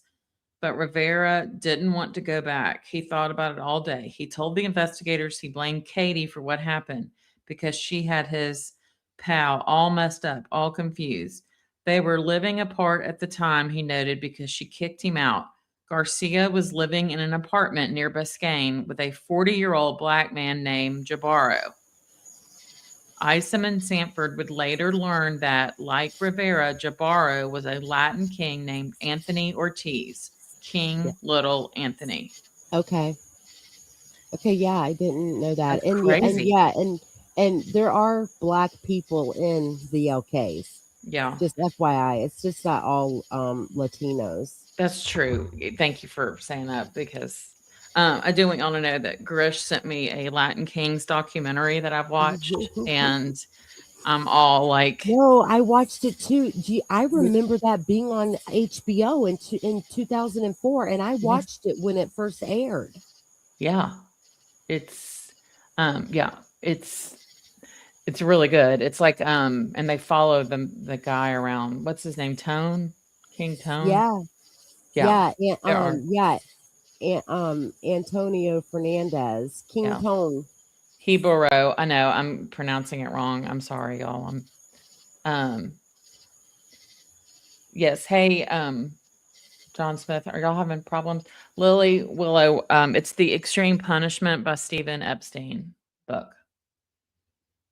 So, And it does have a lot of really good information in it. yeah. Lily, you said the daycare employees indicated a lot of parents were not very good about signing in and out. That's so terrible. Well, I mean, when my child was in preschool, I liked it when you just pulled in and they got them out of the car. Like if I had to park my car and go in, I don't know. All right. I'm going to back this up a second because I want to see if I can hear him say it.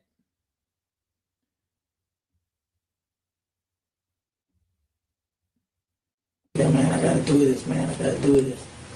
So I just, you know, that day he told me that, I thought about it all day. Like, what the fuck? This nigga's tripping.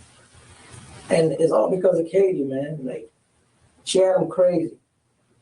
You know, she'll go cheat on him, and I guess she told him, if you want me back, you gotta go do this shit. Because when we came back a week later, they were together again. Like, we went to the park. We seen a pocket fight at my brother's house. Everybody was hanging out. You know, it was crazy. So I'm like, she had them all messed up. She had them all confused. So Were you in any of those? Were you present in any of those conversations when she says, "If you want me or want me back or anything like that, you got to do this"? no, but me talking to him, he's like try to say something. But I know my friend. I grew up since he was 5 years old. I'm like, all right, dog, let's go, man. I really know why you're doing this for. You're doing this because of your stupid ass wife. Let's go. So I went with. I don't think I went back far enough. It was like right before the part that you went back. So someone's saying, like, I didn't read Epstein's book because they were under the impression that it was a Wendy Simp piece. No, I actually think that Epstein didn't know what all we know now. I mean, he literally did all of the research from the very beginning of everything. And wasn't it published even before Katie's second trial? Yes. And like a lot of people, I think he's kind of changed his tune. So originally I had bought the book, and then I found out, or I had heard that, you know, he's a Wendy fan and all that. And I was like, well, screw that. I'm not going to read it. But then it's different. It's different now, isn't it? So, but it really is. I mean, he's interviewed on Dateline and stuff now, and you can kind of hear what he says. Hey, Christy, good to see you. Yeah, I mean, and Cynical Cinder says, like, yes, quick to publish without all the facts. I mean, I agree. Yeah. Like, because, I mean, at this point in time, well, I mean, not for everyone, but it's a really good background information on all of the people, if you will. Yes. Right? Prior to, I mean, it's not a book telling us about what's happened at each trial. Yeah, it's a lot of character telling- development, like what Sigfredo's, what his family life was like, what Luis's was like, and I mean, just a lot of information you're not going to get anywhere else. All right. Why did you give up and just go back home? Me personally, I told him, listen, man, I don't think this is gonna be worth it. That day, I'm like, this is not worth it, man. We should just get out of here. You know, I don't think. It's bad. I like think about it, man. Man, you know, I gotta do it in the morning, this and that. Like, all right, man, whatever. But we leave.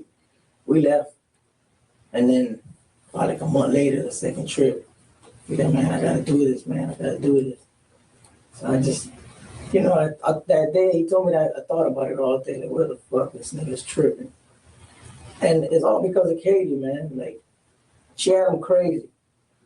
You know, she'll go cheat on him, and I guess she told him, if you want me back, you gotta go do this shit. Because when we came back a week later, they were together again. Like, we went to the park. We seen a pocket fight at my brother's house. Everybody was hanging out. You know, it was crazy. So I'm like, she had them all messed up. She had them all confused. So. Were you in any of those? Were you present in any of those conversations when she says, "If you want me or want me back or anything like that, you got to do this"? No, but me talking to him, he's like try to say something. But I know my friend. I grew up since he was 5 years old. I'm like, all right, let's go, man. I really know why you're doing this for. You're doing this because of your stupid ass wife.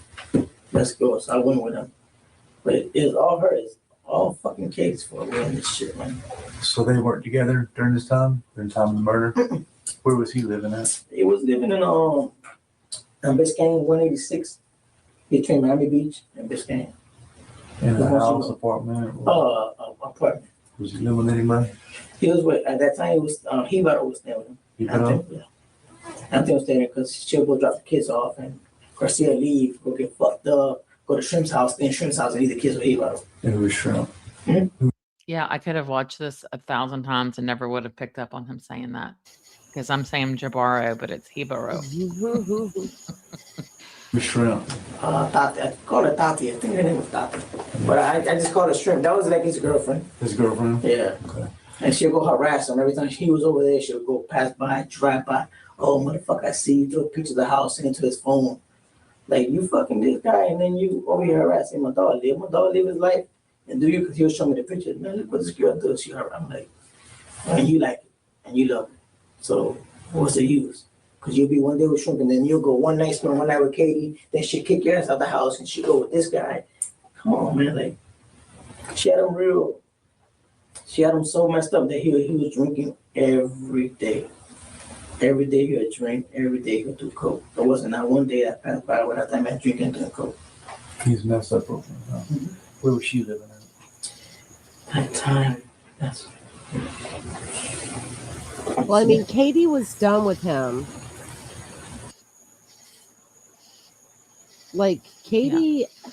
I mean, he couldn't keep a job. Yeah, I'm not sticking up for her at all, but he could never keep a job. He was always running around. I mean, they were violent. He was violent against her, but then, I mean, doesn't she talk about? Never mind. I don't want to get confused. Yeah, I mean, she kind of grew up with like a somewhat.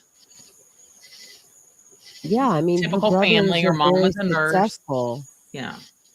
And I mean, Sigfredo was arrested when he was 6, I think. And he was doing coke then. I mean, totally different upbringings. Yeah, but I mean, I don't know when or where, but at 18 years old, Katie is 18 when she meets Sigfredo. Right. Yeah, she had just graduated high school.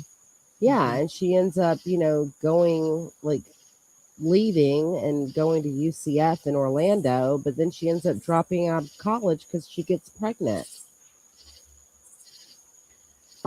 Yeah, she had Ethan. Yeah, so when you leave the hood, don't go back. Right. But she didn't even grow up in the hood. Right. She was slumming it, or I'm sorry, I don't mean to be like that, but very interesting. So he was back in Miami, and then he got shot because he was living with this Hebero, and they were like taking care of his nephews, and they were like co-parenting this Hebero's nephews. It was really bizarre, but basically this perverted man like tried to get the nephews, and so Sigfredo got shot, and he almost died from the gunshot wounds because it grazed, I think it was like his liver and kidney.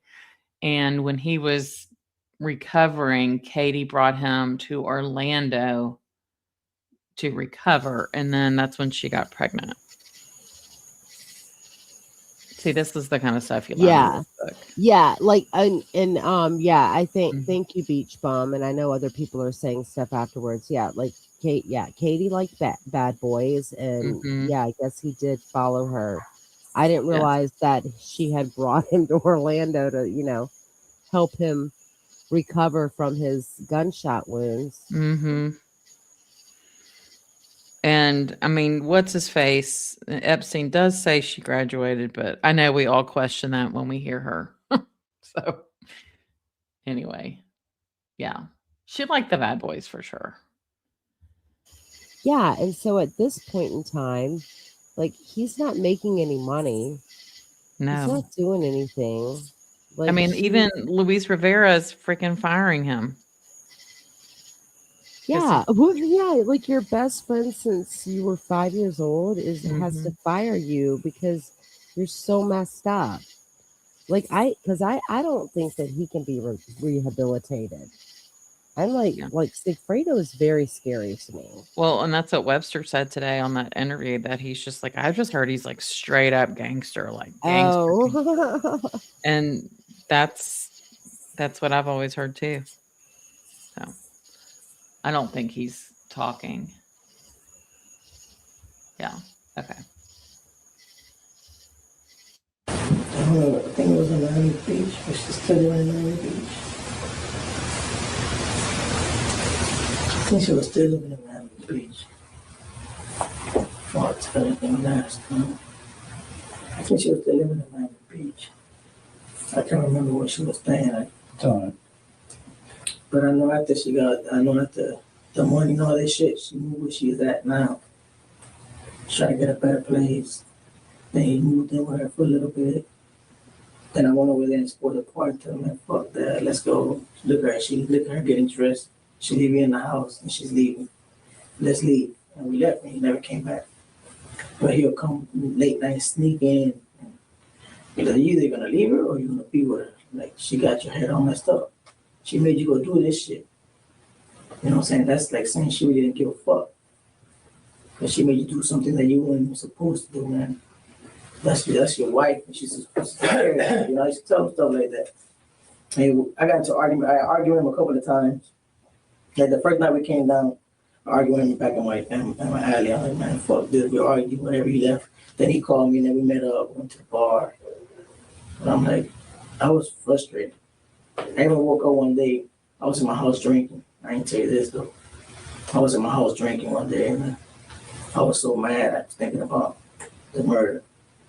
And it was just hitting me. And then he came to my house. Jessica called him, yo, come over here, calm this nigga down. I don't know what's wrong with him. He came and told me, chill out, man. Stop thinking about that shit. I said, man, I ain't even that, man. Like, I ain't do it. How the fuck can you walk around here like that? Something that you did and you got here, like everything is all right. I couldn't sleep. Kept thinking about that, man, and the kids. It really hurted me, man. It really do.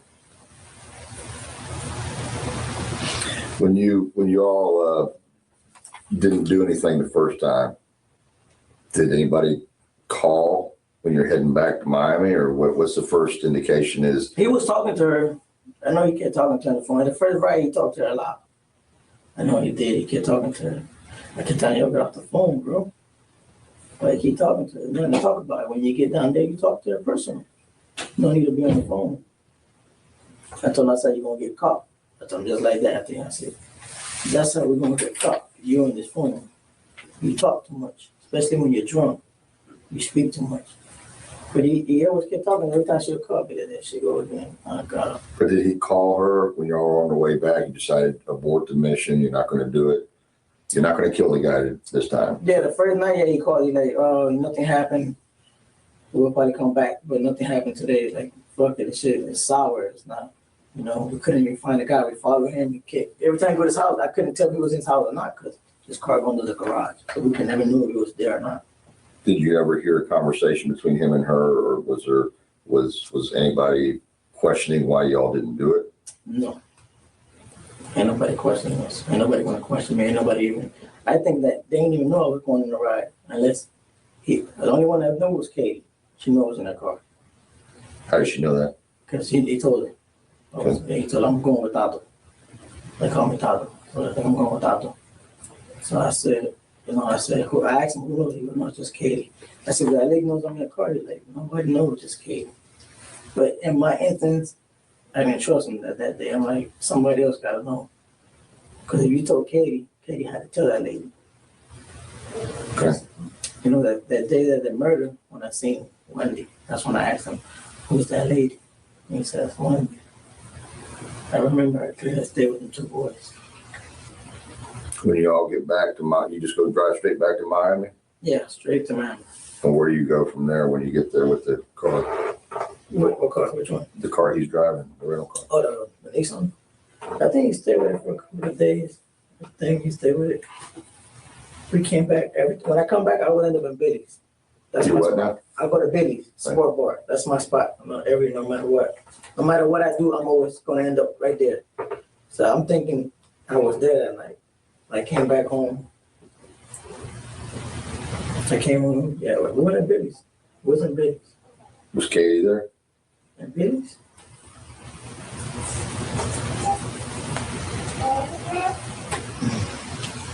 I don't think so.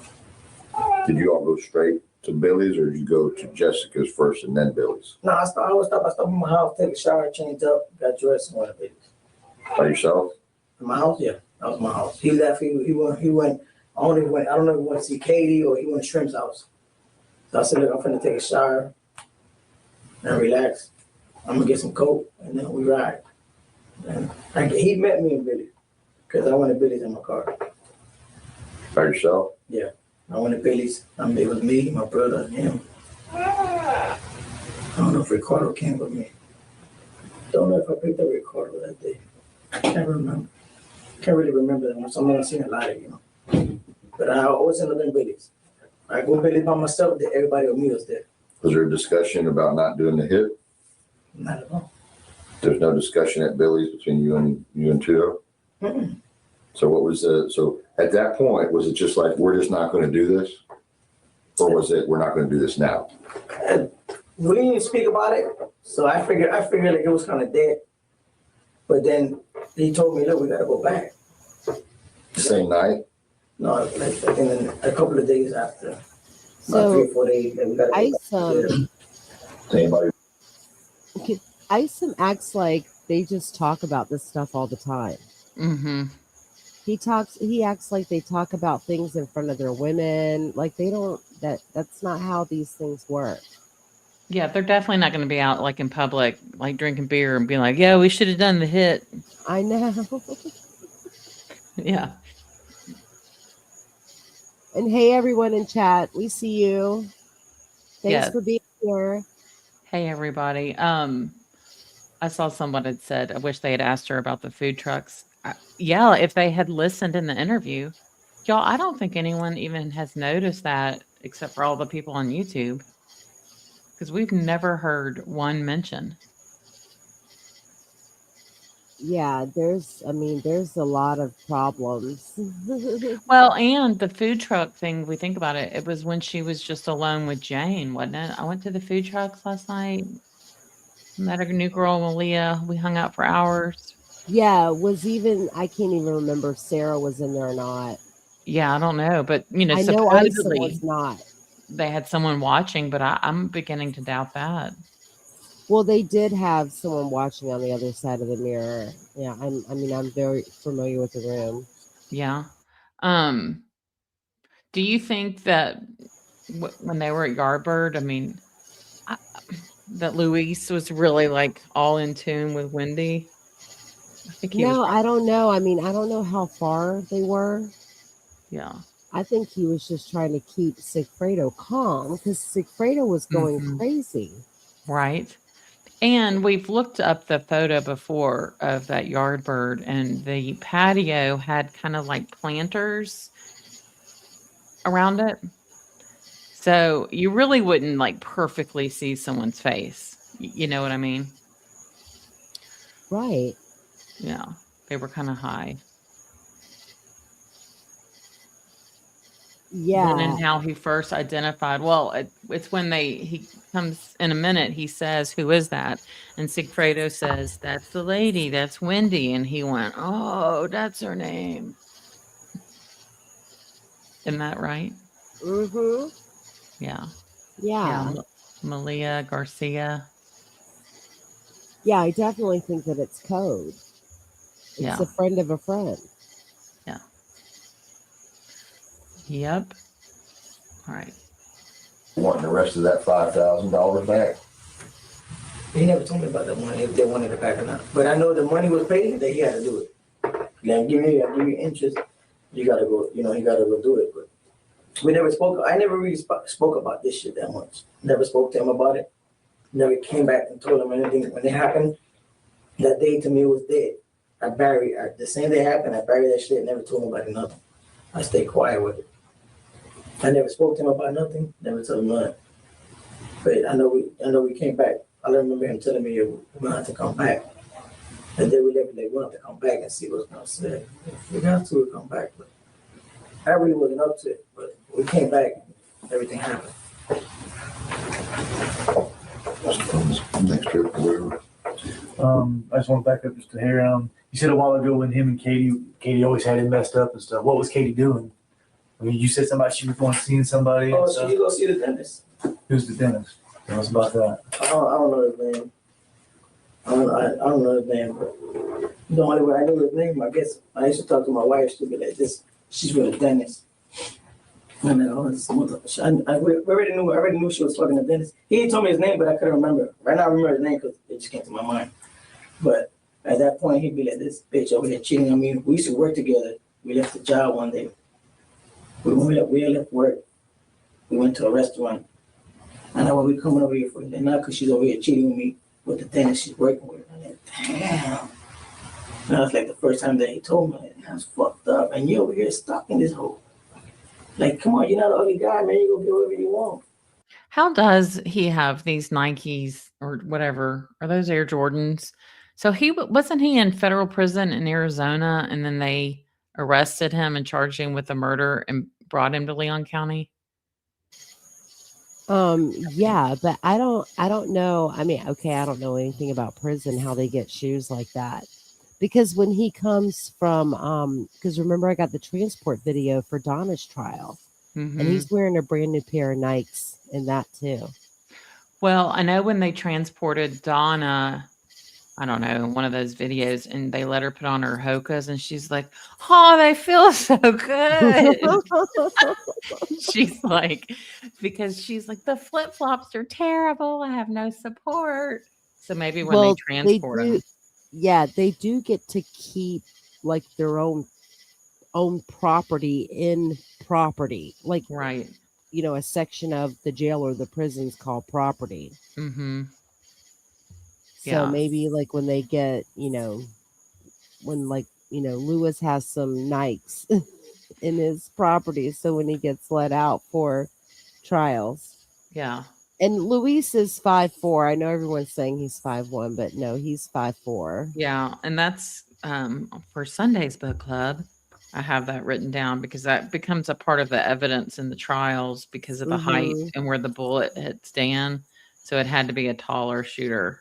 But apparently Sigfredo's 6'1" and Luis is 5'4". That's what the book says. I don't know. So. Yeah, I thought Sigfredo was a little bit taller, but yeah, I did too. But that's what it says in here. Is it true Luis was stabbed in prison? I had heard Sigfredo was. Was it Luis? I think it was. Yeah, Sigfredo. I mean, he might have been stabbed in Coleman. Yeah. Well, I watched that other lady documentary that was in the Latin Kings that's out now. She talks about like her first day in, she made a shank. It was like, oh my God. Yeah. What's her name? Ludie. Yeah. Ludie. Yeah. Mm-hmm. Yeah. She's a wild one. She is wild. I mean, she claims to have, like killed 2 Latin Kings as the feds were watching and they didn't do anything. Yeah. And she was 15. Mm-hmm. And she was sentenced to life, and then it got overturned because they ruled that unconstitutional because you can't be sentenced to life as a minor. Oh, Luis was stabbed in prison too. I mean, it wouldn't surprise me, but Yeah. I wish we could play those things, but we would get a copyright strike. But I know Queen, I'm starting to get well, just in the past like couple of weeks, I'm getting Adelson fatigue. yeah, I know. Because I mean, but I go through spurts like this. Like I'll step away. I don't know. I'll go binge watch something that's like mindless Right. for a break. Yeah. Oh yeah, Sigfredo. Yeah, he's can't have visitors or calls. He still can't have visitors today. Yeah. And he's in Liberty County now, which Where's is that? it's one of the counties here in Circuit too. Hmm. It's one of the least populated counties in the state. But yeah, I mean, it's out in the middle of nowhere. It's just, surrounded by Apalachicola forest. That lady, what is her name? Was her name like Denise? That was the queen of the Latin Kings, that lady. She was originally sentenced in Ohio, and then she did some time at Homestead. But she says that it's like a low security prison. I'm like, why is Donna then in a low security prison if she's a lifer for murder? Is that because of her age? Probably because of her age. And they couldn't put her at Lowell because of Katie. Yeah. No beach bum. It's actually, I guess if you look at a map, it would be considered southwest of Tallahassee is where Liberty County is. It's west. Highway 20 west all the way. Just keep going. Oh, the lady's name is Loca D, Loca, Okay. and then Thank D. you. Y'all just watch some YouTube stuff. You will be very enlightened. Yes. All right. I'll play a little bit more of this, but y'all know I get antsy. Like, leave her, but I know he wanted to get the car and smash right through him. Like, yo, I'll get off the car if you're going to do all that stupid shit. If you want to run the car into that restaurant, I'll get off the car. He was that jealous of him? He was jealous, real jealous. He's real jealous about Kate. But So he didn't do that though, did he? nah, of course not. I think I wouldn't even be here. I think he would have been in I jail. mean, he never approached that dude or anything like that, right? No. He never did that. Never. I know he told me that the guy looks like him a little bit. How the fuck the guy look like him? Oh. I know that's what Now- he told me one time. He was drunk. I looked at him. I'm sorry. I just want to let everyone know. I was talking about Sigfredo. Did I say Luis? I don't know. I was talking about Sigfredo being in Liberty. Luis is still in Mariana. I don't believe he's going anywhere. Yes. And Mariana's Jackson County, and that's west as well. So, okay, never mind. Sorry. That's all right. Loca is female crazy in Espanol. Yeah. You got to look her up. Loca D.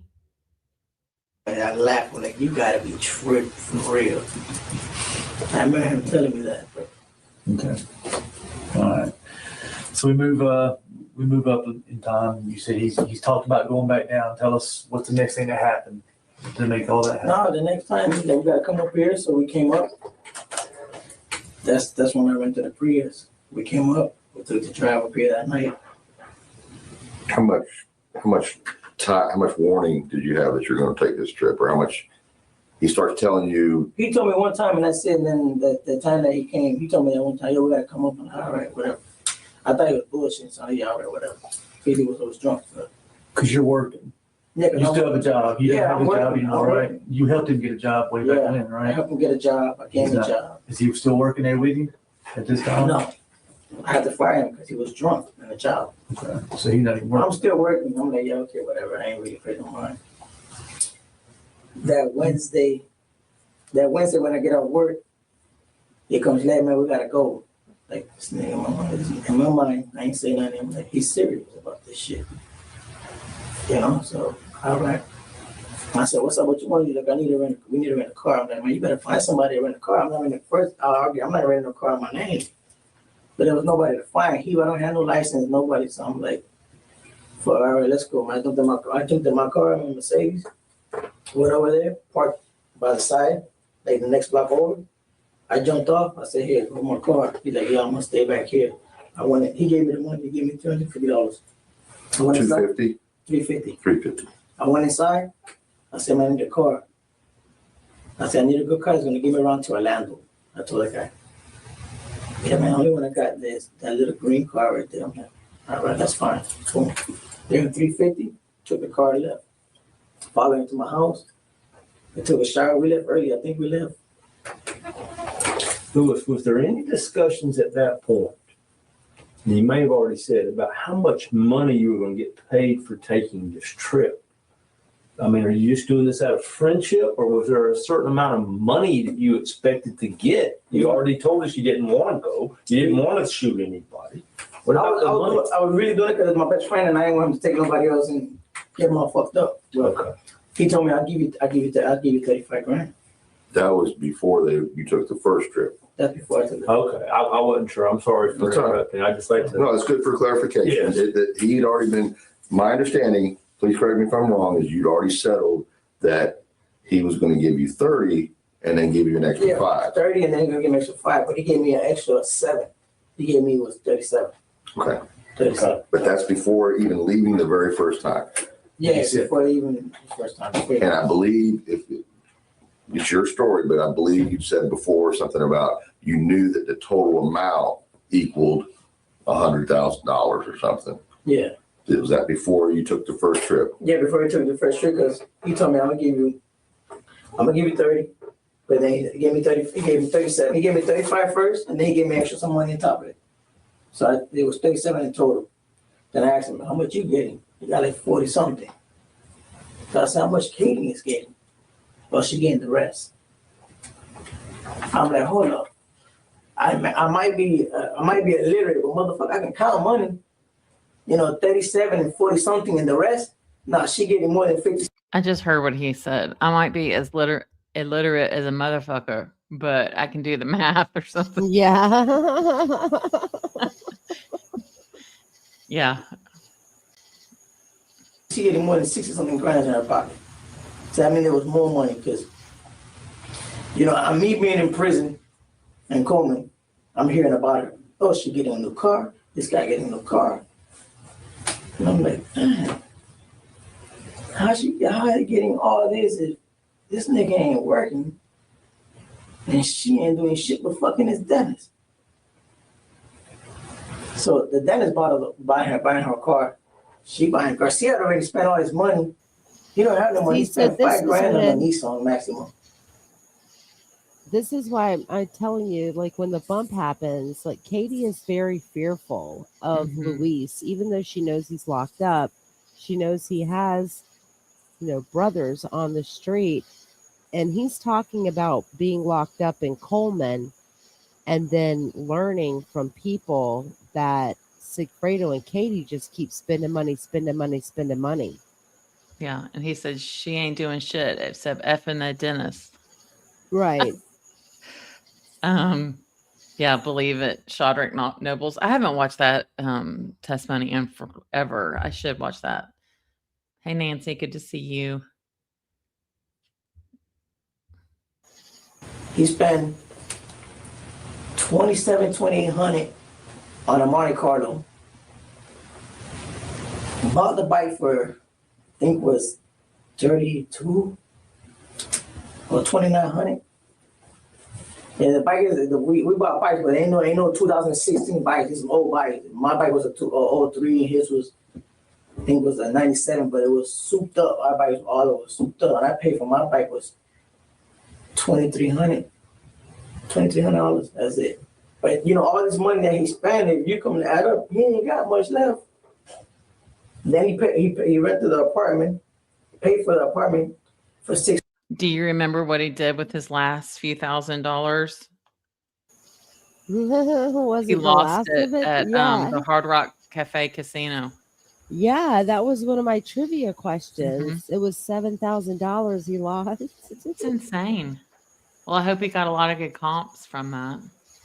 Hey, Andrew. I don't know because he was so wasted. Right? Because it's I think Isom in a minute's gonna have him clarify when that happened, but we learned that it's basically like a week and a day after. It's like the Sunday.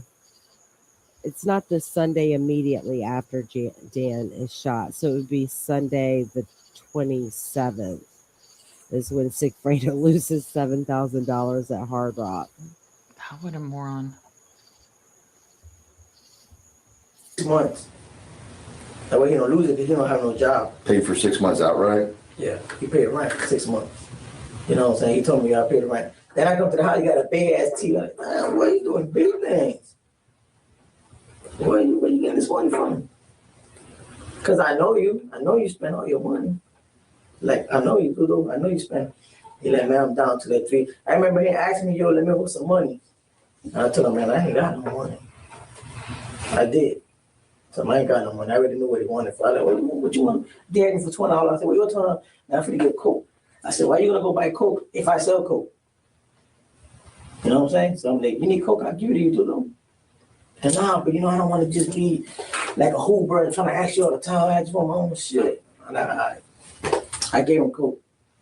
I said, you do what you do, however you get your money. But I knew he can't get his money. You saw the TV in the new apartment and everything. That's well after the murder. Yeah, right after the murder. I mean, time had gone by for a while. Time had gone by. Only been like about,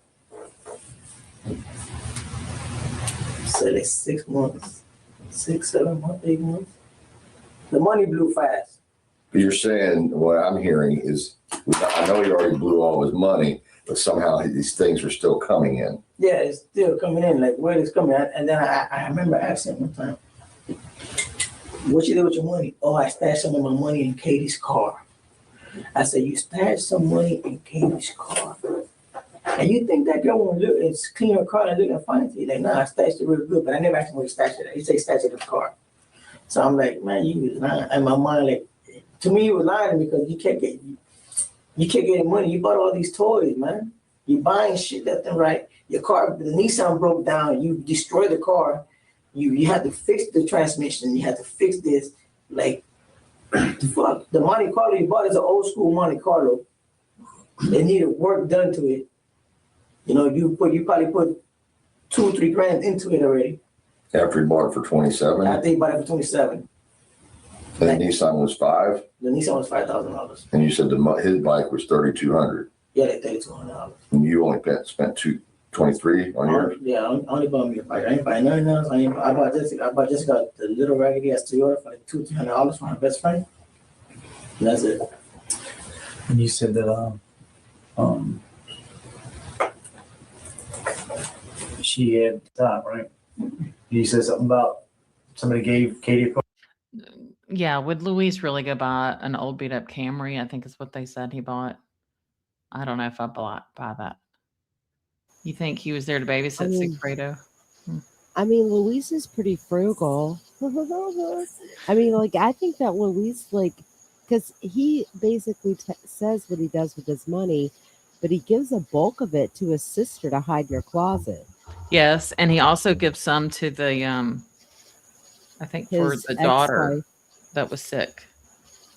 Yeah, The baby. and he gives $5,000 to Annie Diaz, which is his first wife, quote unquote wife, that he has 3 kids with. Yeah. All right, I'll just play a little bit more, but I can't take it. I Are can't you sit this tired? still. Yeah. Thanks, Elizabeth. You're kind. When I was in prison. Oh, okay, that was later on. That's later on. Okay, that's later on. Okay, so I don't got nothing yeah. to do with none. I'm just. Okay. I was just bringing like how y'all keep getting money, how y'all keep getting all this stuff. So going back to when you're talking about, he wasn't working. Was Katie working? Do you know? Yeah, she was working with the tenants, I believe. She was still working with him. She was still working with the tenants. Okay. So when he stashed his money in the car, what kind of car did she have at the time? That same car, she has a Mitsubishi, whatever you want to call it, the SUV, the white one she has right now. Why did she be? All right, so he says, "Hey, we need to go back. We have to go back. I'm going back." And the money's already been arranged from before. To make another trip, you're not going to get any. You're not going to get promised any more than what you originally promised, which is 30 plus 5 plus 2. And so he basically says that you go to the rental car place, you get the Prius, you go drop your car off. Yeah. Is what I'm hearing. Yeah, yes, sir. Okay, and then what happens from there? We took off. We came up here. Same 2 guns? No, no more. It was just one gun. Okay, I thought both guns went both trips. No, sir. Just one? Just one trip. Short nose, long nose. Short nose. What happened in long nose? Probably left it home. I don't know what he did with the long nose. You left it at home? No, he probably left it in his house. Okay. I don't know what he did. I went to one gun. Okay, so short gun, the one you got from the black guy in the neighborhood for $150. Yes, sir. All right, and you haven't shot up all the bullets yet? Nobody shot any either one of them? How do you even know it works? Because he tried to hold through some fucking car. That was an accident, though. I'm talking about before you even left Miami. Oh, no, he ain't even tested or nothing. Nobody tested it. Nobody tested it. It was tested in the car that day that he shot the whole thing. Okay, so and we'll get to that in a second, but basically you saying that you bought the gun, never. I mean, what morons? So they bought a gun and they're claiming they never tested it. I know. I don't believe that. I don't believe that either. Do you think they really ditched it? You have a frog sitting on your lap. I know. I actually, well, remember, I thought that they didn't, but when we were on our live stream with Grish, one of the 2 that we did, he's like, yeah, he did believe that it got ditched because like ballistics can tie it back. Right. That's true. I mean, I forgot exactly what he said, but yeah, I mean, but the bottom line is that there's a bridge every half mile. Right. On I-75 all the way from, North Florida all the way down to Naples, which is like 400 or 500 miles. So you're never going to find that guy. I mean, it was really nice of him to try to draw the picture, but every single bridge has, like, it's got a concrete wall. Right. Sometimes there's water underneath.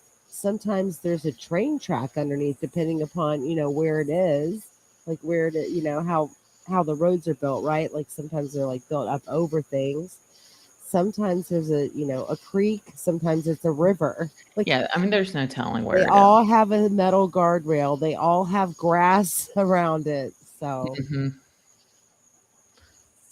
okay, so there's 39 minutes left. Do we just let it go or like what? I don't know what you to can do whatever you want. No, I hate to split it up, but whatever y'all tell us in the chat. Test fired it. He never test fired it. Never. But that's the only gun you're bringing this time. That's the only gun we brought. Just one gun. Okay. The first trip was 2 guns. The second trip was 1 gun. That's it. Okay. So you get in the Nissan. You're driving. I'm sorry. Not a Nissan. Prius. You rented it. You said something to them about he might drive it or no? Was he ever going to drive the Prius? No. I drove. He drove for a little bit. The night we left, he drove. He took off. But then he was drunk. Like, you know what, man, you should drive because if we get pulled over, this car's not under my name, it's under your name. So I'm like, you know what, you're right. But then I tell him, I'm in probation, man. If we get pulled over, I'm going to go to jail. You're saying that to him? To him. And we get pulled over. Okay. So the day we get pulled over, the officer grabbed my license, came back, gave me a ticket, like, slow down, put the seatbelt, gave me a speeding ticket. And then I looked at it first, see, I told him, this motherfucker didn't take me to jail. So you got a ticket in the Prius? In the Prius. On the second trip? On the way up here? You have any idea what town you were near or what road you were on? Or? Yeah, I know. Keep going with these towns. I don't know. I'm not good with these towns. He got it on the first trip. He got it on June 4th. Well, don't they know that? I mean, wouldn't it have been in the system? I think that they find the ticket after the, I don't know. See, I can't remember. But I don't think that ISOM is prepared for this interview. I don't think that he's read all of the supplementals to the police report in regards to what all the other, because after the murder, right, Ison's like the head detective, but TPD has officers running all over the place, getting everything, like going to Premier Gym, going and, calling, a little person at the desk, calling the alarm company. They have people all over the place doing a lot of different things, going through Wendy's email, writing up I mentioned this on Patty's Playhouse the other night, and I feel really bad, but I just reread a majority of the police report again. And when I say the police report, the initial one is 31 pages, but there's like an additional 27, 28 more supplemental reports that accompany it. So it's almost 200 pages. But when I was rereading the one about I'm just saying a little officer, because I just can't imagine anything else. A young green officer going through Wendy's emails, documenting the major issues between, documenting emails from Dan, emails between Donna and Wendy, emails with Wendy's attorney, law attorney. It's not, they said it was it really wasn't her attorney, even though they identified it as her attorney. It was someone else. It was the parenting coordinator. But all of these, and they're serious. They're they are freaking out that Dan has not given Wendy the money, like the money for the house, right? Mm-hmm.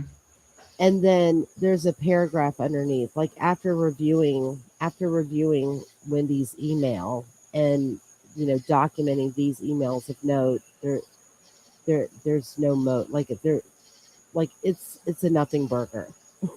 I'm like, right. What kind of critical thinking skills did that person have? That was looking over that evidence. Yeah, I agree with New York Patriot Lady. You got to write a book because you have such a perspective on it all, living in the area with your professional background. Oh my goodness. I felt like my timeline was a book. Well, and I didn't even copy and paste several major things from some other documents that I typed up. So it's fine. I'm going to actually I'm going to do another live stream.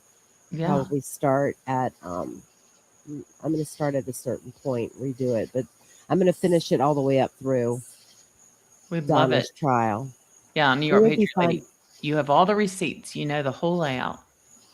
Yeah, but a lot of it's not typed up, y'all. A lot of it's chicken scratch in some notebook that looks like the garbage man ran it over. No. Just type it up. Just type. Or you can even dictate it. Oh, I know. Y'all are asking for Venmo and stuff. No, I'm not doing that. Just that's very uncomfortable for me. But thank you. I know. The only thing I can probably just say, I keep saying Gainesville, because that's every time I pack, I'm like, yo, are we close? Every time I just see, because they had a G on it, I'm like, yo, we're close. Gainesville. Yeah. What? I said it was in Gainesville. He did get pulled over in Gainesville. He said, I keep wanting to say Gainesville, but yeah, he did get pulled over and got the speeding ticket in Gainesville. And that was the first trip? Mm-hmm. It was on June 4th at 9:12 a.m. by Trooper Stephen Downing in Alachua County, which Alachua is Gainesville, on I-75. I've driven right through there. I have back like an hour away from Tallahassee, something like that. I'm like, all right, but by that time, that's when I got pulled over. But you weren't in Miami. You weren't in Tallahassee. It's not an hour from Tallahassee either. No, he's another 2. Yeah. So were you on the interstate, you think? Yeah, I was good. I asked him, because when we got pulled, I'm like, yo, how long from here, where we get pulled over to Tallahassee, said we got maybe like Well, an hour or 2 hours. I'm sending that to True Crime Wifey. That is so nice, Cynical Senders, and I hope that's not a mistake, because it's hard to undo those. That's very generous. Thank you so Listen, much. I just have to say this. I love Cynical Cinder's photo.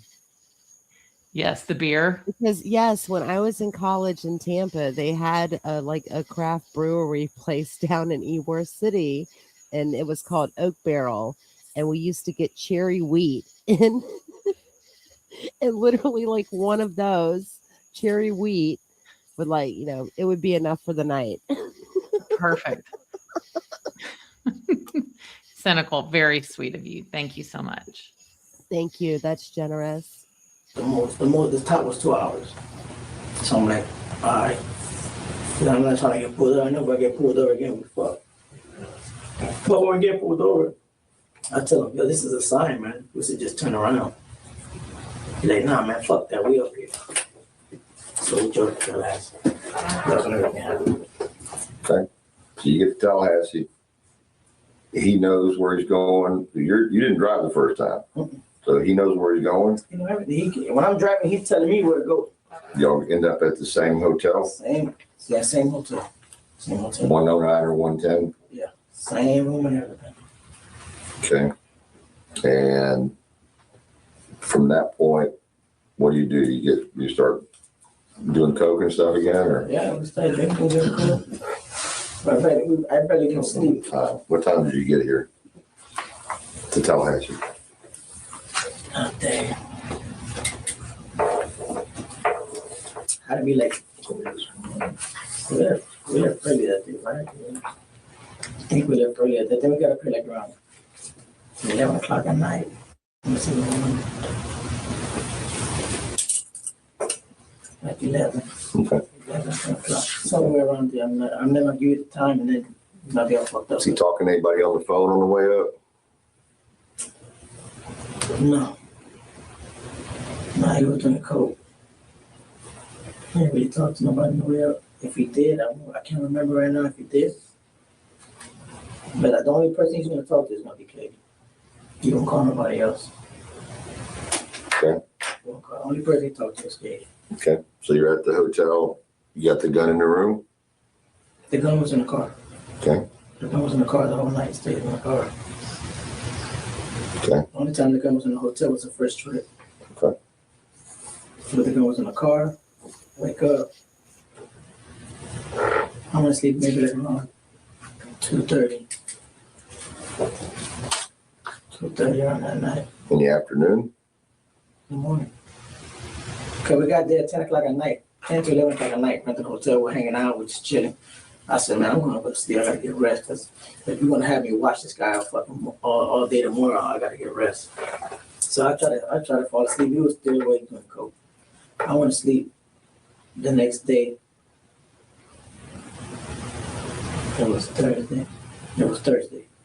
The next day we drove around there. I went around the block. I went around the block to the other part behind his house. No, there's not. He said, pull in here real quick. Let me go see if he's home.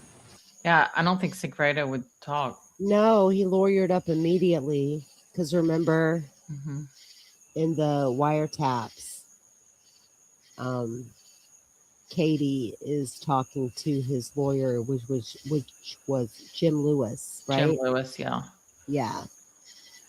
And even he understood conflict. Well, yeah. The only thing we have is the audio with Sigfredo and Pat Sanford. We do have that. The FBI audio. Yeah. Oh, I'd like to hear that. Oh, yes. That's at his office the day before he gets arrested. Yeah, I've heard that one. Yeah. But So we pulled in. That's right. He walked away. Oh, I was gonna say, but Marsha's right. She's been making comments like, yeah, like I forgot what she said up at the very top, but yeah, I mean, Dan was going after her because she did not provide all of her financials. Right. And The it money was from the it was a house. big, yeah, and she took all Mhm. that money. She was hiding money all over the place. And Mhm. remember, Robert testified that Donna um was there helping her get all that together. yeah, and Mhm. that would have been in I guess that was like basically before the Pearl Harbor leaving, which was in September of 2012. um he knew, well, he knew after Wendy left. Donna tells him that she had been up in Tallahassee for, a few months at a time, like helping Wendy get set up to leave Dan. Yes, and Wendy even testified in her mom's trial, like, "Well, I'm not really good with all that stuff." So, because Georgia asked her, "Why would your mom have called Mercer pretending to be you?" And it's not like Mercer University in Georgia; it's Mercer Financial Planner. Yeah. And she's like, "I'm just not really good at that stuff."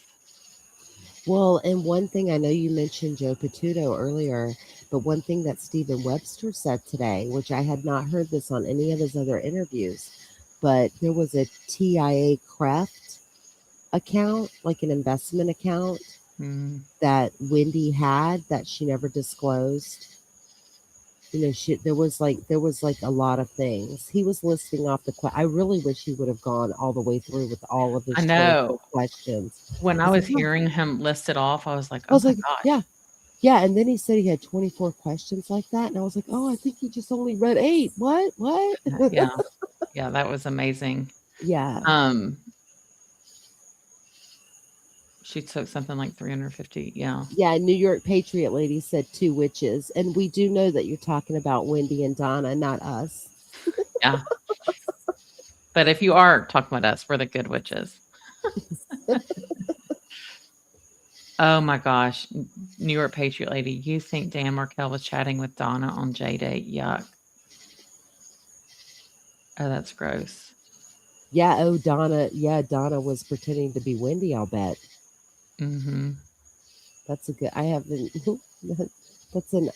That's like throwing another wrench in this entire crazy case. Like Yeah. just how. That's a great point though. Yeah. But then he looked, came back, and they go around the house. He said he seen something, but he wasn't too sure if it was somebody. So when I go around the front of the house, that I come back like this. So I'm driving this way. Wendy's walking this way with the 2 kids. So I'm driving. Before I get to the bump, I'm looking to my rearview mirror and I ask, I see her, man, what's up with this lady? Why's she looking so much? She's like, oh, that's that lady. That's Wendy. I'm like, oh, no, that's her name. I said, what? So, I'm like, okay, I seen the 2 kids. I said, what's she doing up here? What is she doing up here? Oh no, she can't. Just make sure that everything's all right because he's leaving out of town tomorrow. So it's got to get done tomorrow morning before he leaves. Like, all right, we leave. We go back to the hotel. Louis, let me interrupt you for a minute. Was there ever a phone call from anyone around I mean, he's getting to the good point in Collins. Let me interrupt you for a minute. Oh, I know. the time that you saw who he described to be? When she walked, as I'm looking at the rear mirror, I see her walk a little bit further from her house, get on the phone. By the time we get to the hotel, he's talking to Katie. That's when he asked Katie, what's she doing up here? You know? But I asked him in the car before Katie called, what is she doing up here? She came up here to see if everything's all right with the kids. I said, man, you gotta know something besides that shit. What this lady's doing up here? And she knows that we're up here. She knows you're up here. So what's she doing up here? Yeah, I mean, he's really beating that in. So he definitely thought she lived in Miami. Yeah, and okay, so I might have missed it, but this is one of my shorts with remember my owl, like, because I audio recorded owls going crazy in my backyard, and then Leslie put together like a whole like bunch of like all of those visuals or whatever.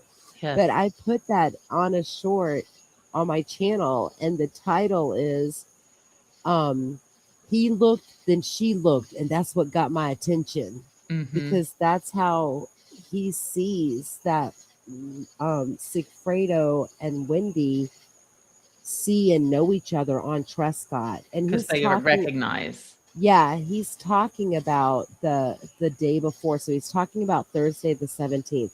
I do know, and I did see this in chat earlier, I do know that Luis says at one point, like, the day of the shooting, I saw Wendy, but at the end, I don't know if we're going to end up getting to the end, but at the end of this, Sanford, FBI Pat Sanford here, he kind of like narrows, like kind of not corners, but you know what I mean, like narrows it down with Luis, and Luis does say Thursday, the day before the shooting, that's the only day I saw Wendy. So he does corrected it. clarify that, but he does not say that he only saw her once, because I believe he saw her again at Lake Ella.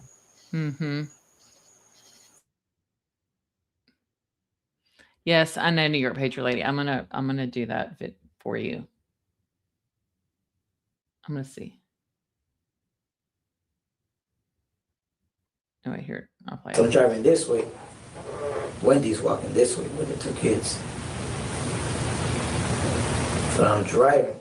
Before I get to the bump, I'm looking to my rearview mirror and I ask Garcia, man, what's up with this lady? Why is she looking so much? She's like, oh, that's that lady. That's Wendy. I'm like, oh, no, that's her name. I said, what? So, you know, I'm like, okay, I seen the two kids. I said, what's she doing up here? What is she doing up here? Oh no, she came to make sure that everything's all right because he's leaving out of town tomorrow. So it's gotta get done tomorrow morning before he leaves.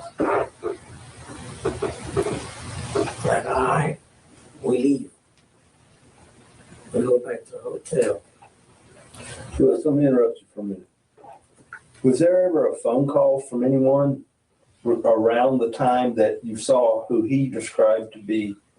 When she walked, as I'm looking at the rear mirror, I seen her walk a little bit further from her house, get on the phone. By the time we get to the hotel, he's talking to Katie. That's when he asked Katie, what's she doing up here? You know? But I asked him in the car before Katie called, what is she doing up here? She came up here to see if everything's all right with the kids. I said, man, you gotta know something besides that shit. What this lady's doing up here? And she knows that we're up here. She knows you're up here. So what's she doing up here? So when he calls Katie. Hey, what's going on? I seen this lady up here. Oh no, she's making sure that everything is fine there. What time he's leaving tomorrow on the flight or where the fuck he was going.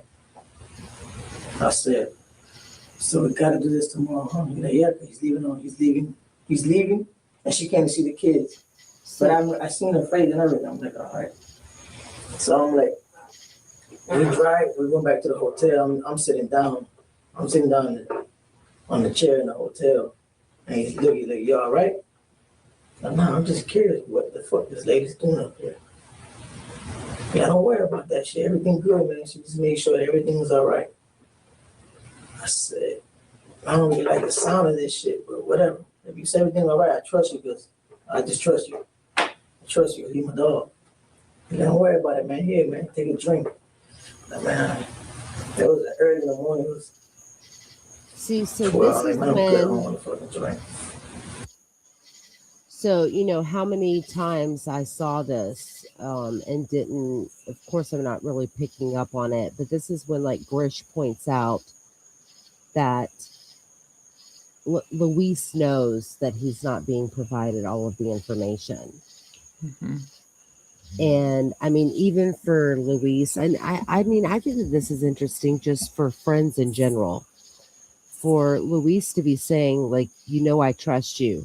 You know, I trust you. I think that he expected Sigfredo to kind of tell him more at that point in time. Like Luis knows things are off, Mm-hmm. that he's not being given all of the information. Just, Well, just his instinct. do you think he's protecting Sigfredo somehow in this? No. You don't? No, not at this point in time. No, because he's been locked up. He already knows that they were getting a lot more money after he got paid. Right? Right. Sigfredo's not even messed up. Because earlier, when he's talking about how he got in his own head about it, one day he was at his house and he was drinking, and like Jessica called Sigfredo over and said, "Hey, come and see what's going on with Luis." Like, I don't know what was. I mean, I'm assuming he's in. They're in their home. Luis is like grieving, if you will, Oh, having his night terrors. about Yeah. what he's done. Mm-hmm. And so he's drinking, and then Jessica calls Sigfredo. Is like, "Come over here and straighten him out. Come over here and find out what's up." And then Sigfredo comes over, and Luis says to him, like, like he's all messed up about what they've done. And then Sigfredo's just like, "Oh, you just need to get over it."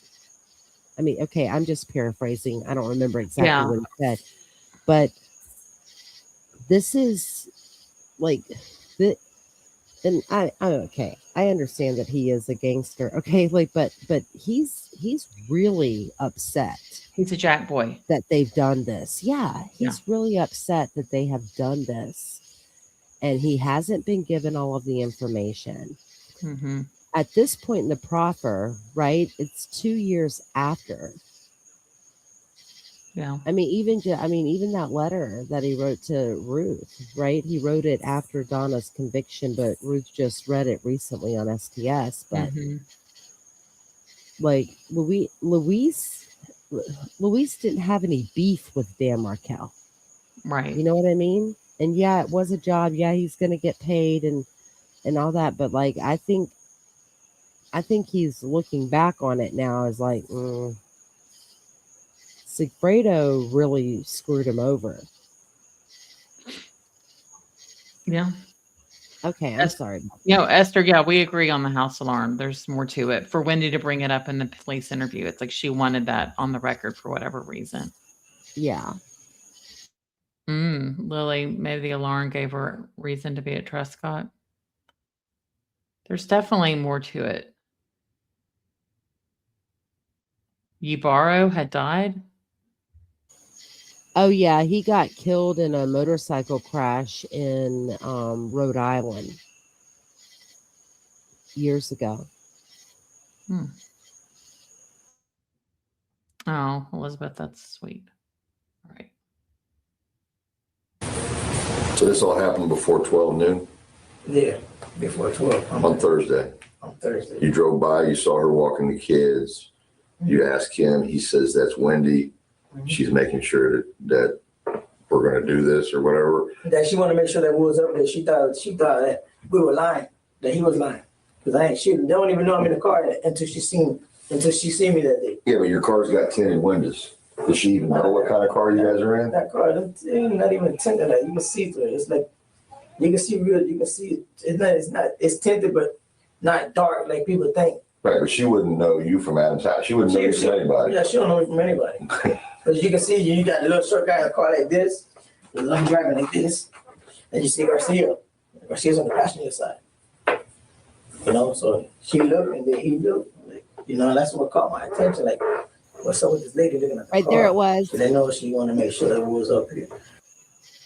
Right there it was. She looked and he looked, and that's what caught my attention. Yeah. Just 5 seconds ago. Yep. Yeah. Because he's very aware. Yeah, I mean, because that's another thing that I've always said. Like, I mean, he did this for Sigfredo because I think they're friendship forever. But Luis also can't read or write. I feel like Sigfredo has been there as a companion of sorts for him throughout their entire life.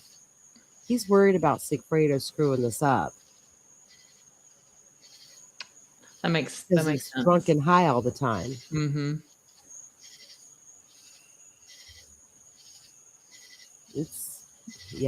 It's crazy. I think that we're all still waiting for a new arrest at some point. We're ready for it. I guess Katie had told him everything. And then he called Katie. I remember leaving the day when we left. He called Katie. Yo, everything all right with this lady? And she's like, yeah, everything's straight. Don't worry about it. Just make sure you get that shit done. Do you hear that? Yeah. Or he tells you that? No, I can hear her talking on the phone. You're in the car or in the motel room? No, I'm in the car. We're still in the car. We got pulled up. Before we go in the hotel, we sit in the car for like 10 minutes. We don't go, we just don't go in because I'm sitting down like, yo, you see that camera right there? You know, it's facing that way. You see that one over there? Yeah, man, how you see all this shit? I said, because look at that camera over there, man. I tell him, yo, you gotta stop drinking, man, so you can pay attention. So you hear her voice saying that he recognizes her without question. He doesn't have to ask. He don't even ask. He didn't even have to call an action on this shit. He already knew. He's already saying, why is Wendy here? Yeah. No, I asked him why she's up here. And then he relays to her on the phone. He relays to her why she came up here for. Okay. That's the conversation. So it's not a question of if it's Wendy. He already knows it's Wendy. Oh, he already knows it's Wendy. And he's telling Katie, why is Wendy here? Mm-hmm. To make sure that he was up here, make sure he was in line, that she was just paying him for nothing but. So Tudo's met Wendy. Yeah, I think he did. Matter of fact, I ain't even gonna answer that right there because I'm not 100%. Okay. Did you know Wendy? No, not at all. You ever seen her before? Just that day. That day I seen her, that Thursday. I'm not outside. I never met her. I never seen her. I don't know if he met her or he knows, but I know he said that's Wendy. I'm like, all right. Okay. All right. And Katie says she wants to make sure that you guys are. And we make sure that was up there. And you heard her voice say that. Yes, sir. Okay. All right. So you're back at the motel, and he wants to start drinking. It's before noon. Yeah, we hanging out now. Now we in the hotel hanging out. The next day, I'm like, man, listen, don't get drunk, man. If you're gonna do something, you gotta do it right, man. He was toasted, man. Wake up in the morning, first thing he does. Yeah, I agree. Speaking of hood, I wonder if they would have committed the murder if they had known the real story about Wendy was in the wrong, or would they have done it anyway? Maybe Garcia would, but Yeah. Fredo Garcia would have done anything for Katie. Because he was a terrible father. He wouldn't even provide for his kids, right? I mean, but Luis, he gets paid for the hit and goes and gives his baby mama's money. I mean, Mm-hmm. I mean, Katie, okay, I know I don't consider, I think that she's a horrible person, but she's out working 3-4 jobs. She's got to be a bottle girl. She's, doing real estate on the side. Remember, Yinja got her that job in her office. And then she's also working at Sophie Dental. I mean, she's all over the place, hustle bustle, making checks. And then she meets Charlie, who is very wealthy. And it's debatable as to how long they were actually dating. And I do agree with Patty's Playhouse. I think that we had all talked about this, but that October 31st, when he says, do you know someone who can harm someone? Mm-hmm. They were, they were discussing things beforehand. You don't just come out and say something like that to this new chick that you're dating. Mm-hmm. I do believe that he heard rumors. Well, he had to feel it out too. I mean, you don't just go for it. And Katie is a yapper, right? She's and she's always stressed out. So I'm sure she was bitching and moaning to all of her coworkers at the dental office about deadbeat dad. Right. AKA Sigfredo. Right. And Tina Moose says, Beachma, I'm glad you mentioned that Luis was prepared to defend himself against Sigfredo. Don't hear many people mention that. It's true. Yeah, because that's why he wanted the other gun. He was like, yeah, in case I got to shoot him. Do y'all think Katie or Wendy shared the beach photo with Sigfredo? No. I mean, it was posted on their Facebook. I think Yendra posted it. I think that's right. Yeah, and I mean, I think anybody in this cyber world could see all that. Yeah. So, Yeah, I don't think Louis would have done it either. yeah, and okay, so this is another thing, and I think I brought it up during my, I think my live stream today, earlier today. I did a live stream listening to the first day of phone calls from jail between Charlie and Donna after his conviction. And Grish is the one who told us about this. It's like when Sigfredo and Luis are watching Katie at Yardbird, who told Sigfredo that Katie was going to be at Yardbird? Right? Yeah, like, good point. Katie's not going to tell Sigfredo, hey, I'm going out on a date with the dentist I'm effing. Right. Yeah, how did Right? he know? Charlie's not going to tell Sigfredo, hey, come and watch me date your chick at Yardbird. So how did Sigfredo know that they were going to be at Yardbird? That's a good question.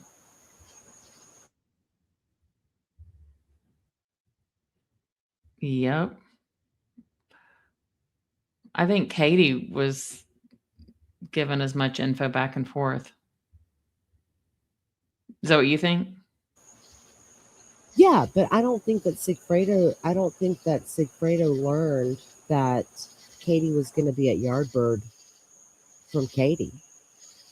I think he learned it from Wendy, in my opinion. I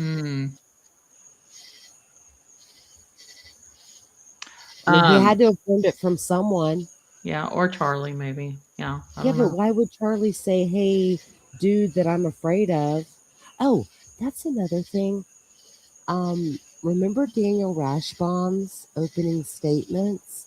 And he says, I'm gonna let you know that Sigfredo Garcia tried to kill Charlie Adelson in March. Yes. But we never heard what they're talking about. And he wasn't talking about, I don't, unless he got confused in his opening statement. I don't believe he was talking about the July 1 jet ski incident. Right. And that's why Georgia clarifies. So when y'all got back to the house, like nobody was shaken or alarmed or anything. Everybody's like, no. Yeah. So, I mean, there might be a story there. We just don't know. Yeah. Yeah. Rivera was on RICO charges, drugs and stuff. I don't think Charlie will get a new trial, but we'll see with the next one. I don't know if I can complete this, y'all. It's 30 minutes. Oh, hon, I'm sorry. I keep stopping. No, I don't mean it like that. It's just like, because there's so much in all this. I feel bad. I'll just play it. I'll just play it. Okay. Chuck, I was taking a shower like, don't tell me you're drinking, man. Man, I'm only taking a shot. Everything gonna be all right. He was already taking bumps. I'm like, oh, man, fuck. So at 12 noon back on the Thursday, you're there, and did you go anywhere else? You had to go someplace else because the car has to get shot. Yeah, we were driving around. That's when we seen that black boy with a car. We were driving around looking for coke. Matter of fact, he was driving around looking for coke. Because we had went to some bar. I don't remember where the bar was at. He said, man, let's go around here because I know somebody got to sell coke. But we bumped into him in the road. In the road? Yeah, the road. We driving, bump into him. I thought somebody already had his number. Yeah, Garcia got his number. Garcia was trying to call him, but he wouldn't answer. He was trying to call him, he couldn't answer. So I told him we bumped him in the road. Yo, what's up, dog? He like, my phone. And he like, hey, man, we need some party. Like, follow me. So that's when we following him. I'm in the back following him. That's when Garcia, I don't know what he was playing. I don't know why he was playing with a gun. I don't know what the fuck he was doing. I'm driving through him. I'm like, John. Like, yo, what's up, man? You all right? I don't know. When I look at the car, like, they want to move on. Yo, this car is not moving. What you did to the car? I was just laughing because he's so stupid. I'm like, you did this to the car. He's like, oh, man, I don't know. I said, we don't got no gas. How the hell we don't got no gas? So we stopped. He looked under. He's like, oh, shit, it's a line. I said, you shot the line? Are you serious? So we pushed the car outside the road. The black boy came like, man, y'all come with me to the auto store. I said, I'm not going nowhere. I'm staying in the car. I'm in the car. I'm still in the car. They come back. He's like, man, who got to check the car? I'm like, man, get out the car. He's like, man, get out the car. Fuck, what you so scared of? It's not scary, it's just being cautious, man. I wasn't trying to get seen by nobody. So I got off the car. I'm outside the car, and while they jacking the car, I'm down my head talking to the black boy. This nigga stupid, man. He like, what happened? I said, I don't know what happened. The whole, he saw something here. I didn't want to tell him what happened, you know? I said, I don't know. I hit something. But he had to fix some small little holes because he's a little mechanic, so he fixed it up. But I was outside the car for maybe 10 minutes. We jumped back in and we followed him. Followed him to some trailer parks. Some trailer park. I didn't pull up all the way in the park. I just pulled up in the side.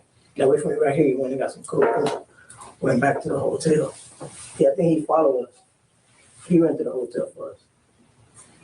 This time he rented it. He rented the hotel. So we just hanged out. We hanged out. And then the next morning, when we woke up, that's when I went to Mark Hill's house. Stop right there for a second. He's getting, All right, with all that, and he's getting the days confused because they were already at the roadway in. So after the gas line gets shot out, that is on July 17th. And then he says, oh, and then he goes, rents the hotel for us. Like he's getting it confused with the first. Because they had already been there the night before. Yeah, they had already been there. But like what trip did they switch hotels? Didn't they switch one of them? They switched hotels the first trip. The first trip, okay. Yeah, and it's still kind of unclear, but I mean, they may have stayed at the Budget Inn the first night. No, they went to the roadway Inn the second time because it's everything's very unclear. Yeah. We just know they were in a shithole off Monroe. But Shodrick did not go and get them a hotel. I mean, I don't. But I he don't did the believe- first trip, didn't he? Yeah, Yeah. But not this one. I don't believe so. Yeah.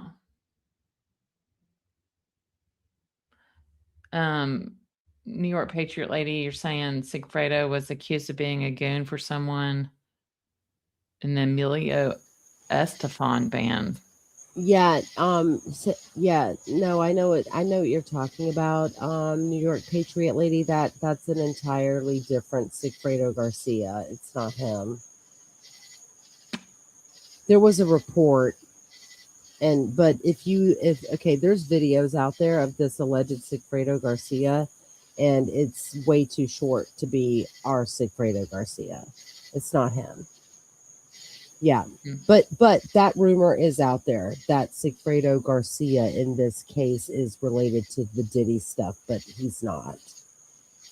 I know I've heard that, but I've never seen. You said there's a security camera pic? Yeah, it's out there. What year was it though? 'Cause, I mean, he got locked up in 2016. Yeah, I mean, I can't. I don't know. Okay. And the guy that went and found bread for you, and so forth. All these contacts with that guy, you're saying is from Garcia's phone. Yeah. Not your phone. He put the number in my phone. Okay. So I don't know if he called him from my phone one time. I think he tried to call him one time off my phone. I told him, don't call nobody out of my phone, man. I don't know this guy. First of all, I don't even like that guy. That man, who's straight. You ever heard his name? No, never heard his name. Never knew his name. Never heard his name.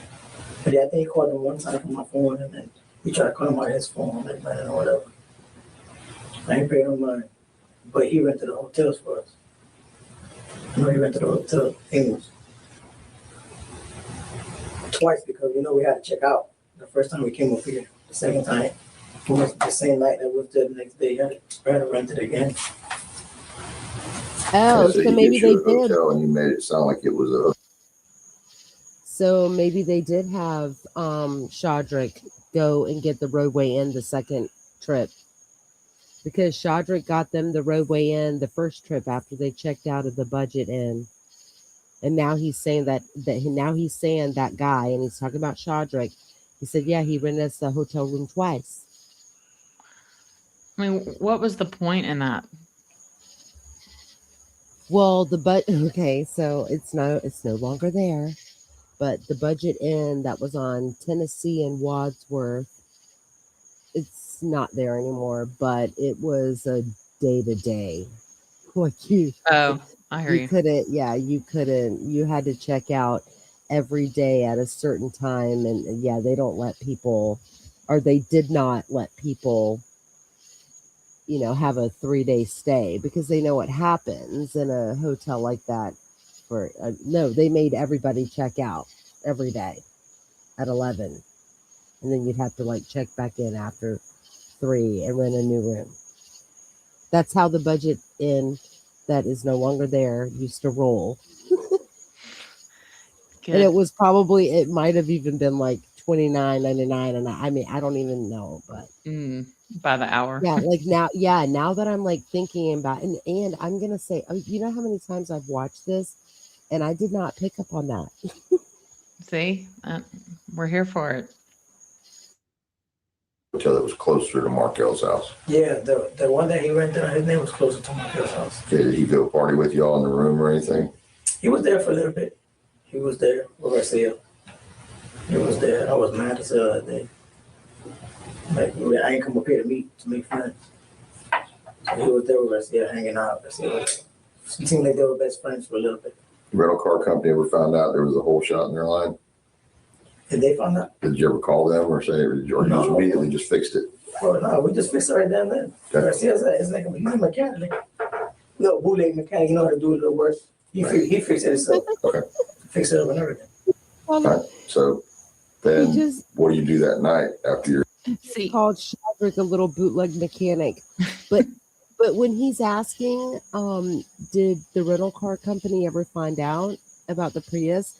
You know that they didn't find out until after this proffer, and at that point in time, that pine mica, silver pine mica Prius had been painted white and had already been being rented out again. It was a AAA car. Yes. And that's how they knew he was telling the truth. Because a lot of people try to say, oh, well, he was just saying what they wanted to hear. But then they learned all this and they were like, oh, wait, this is new. This is new information. And I mean, well, okay, I don't know if it was if any rental company gets a car back and there's been a gunshot in the floorboard, maybe even the sketchiest of sketch places in Miami would, do you think they would report it? That's a good question. I know Enterprise, Avis, Hertz, I'm sure that they would, but I don't know about this particular one. Wasn't it called hybrids? Yeah, hybrids. Low gas hybrids for rent. Yeah. Yeah. I mean, the whole place was shady. Did you ever see the picture of the car rental place? I mean, it was pretty shady looking. Yeah. And remember when they returned back, it's days later that they returned the car because Luis lost it. Oh, that's right. Yeah, they couldn't find it.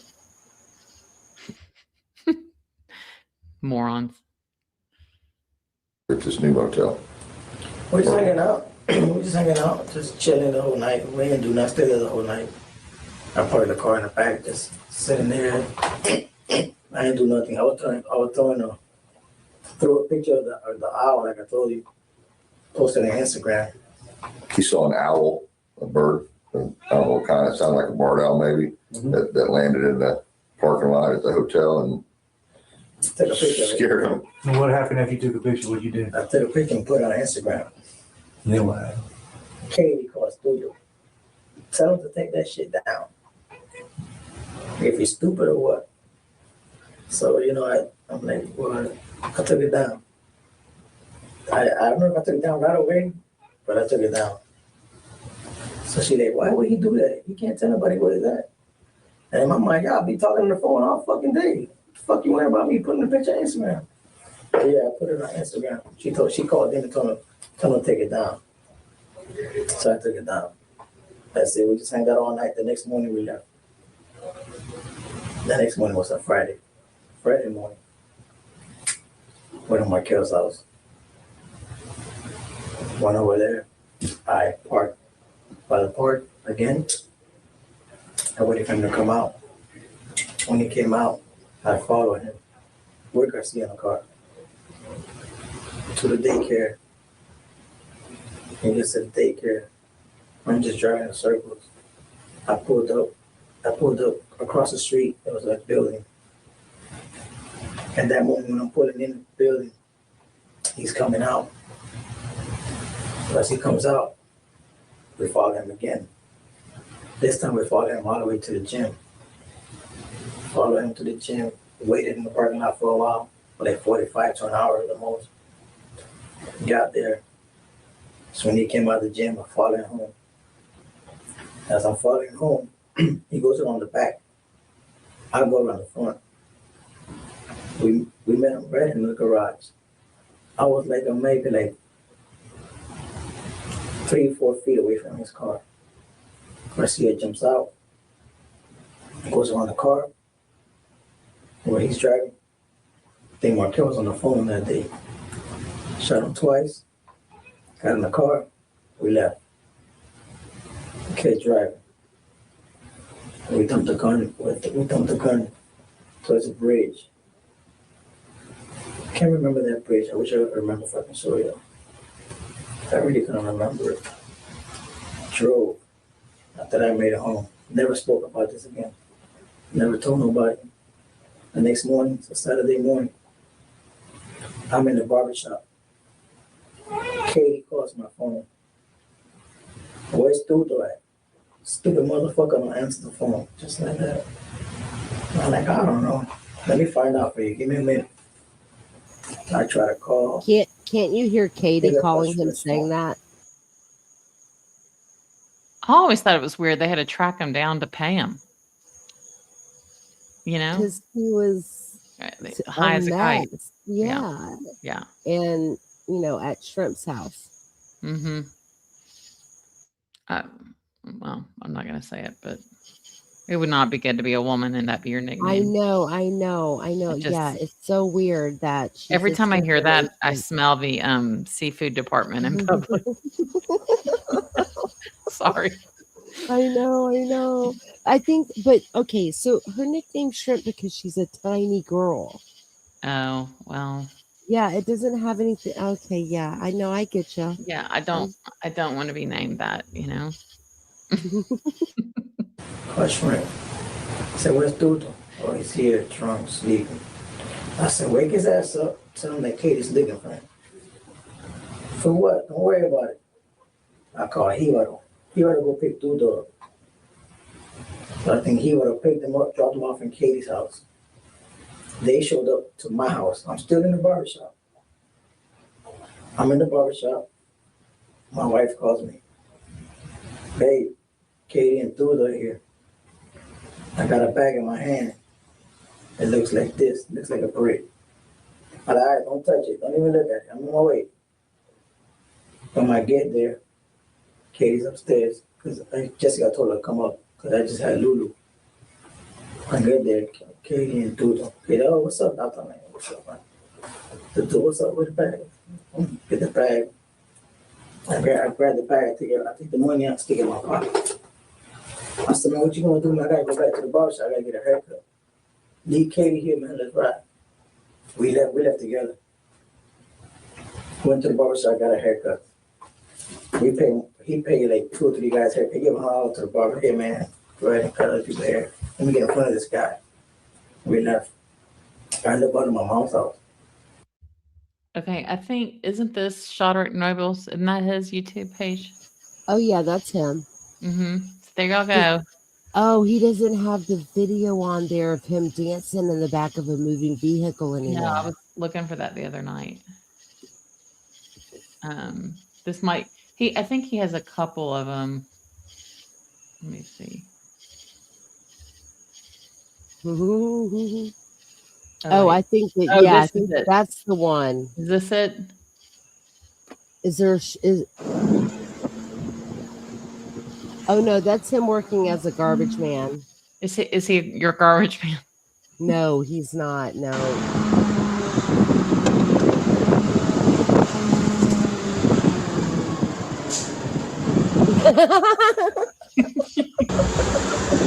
Yo, what they talking about? This all hanging out, my nigga. Stay in, nigga. It looks like Button Hill. Believe it. Did you say believe it?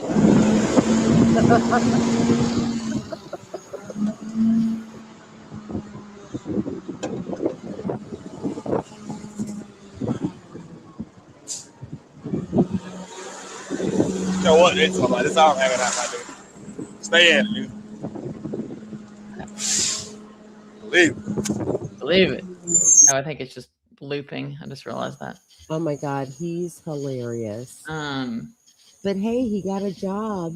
He got a job with Waste Pro. is this is the A same one. legitimate job.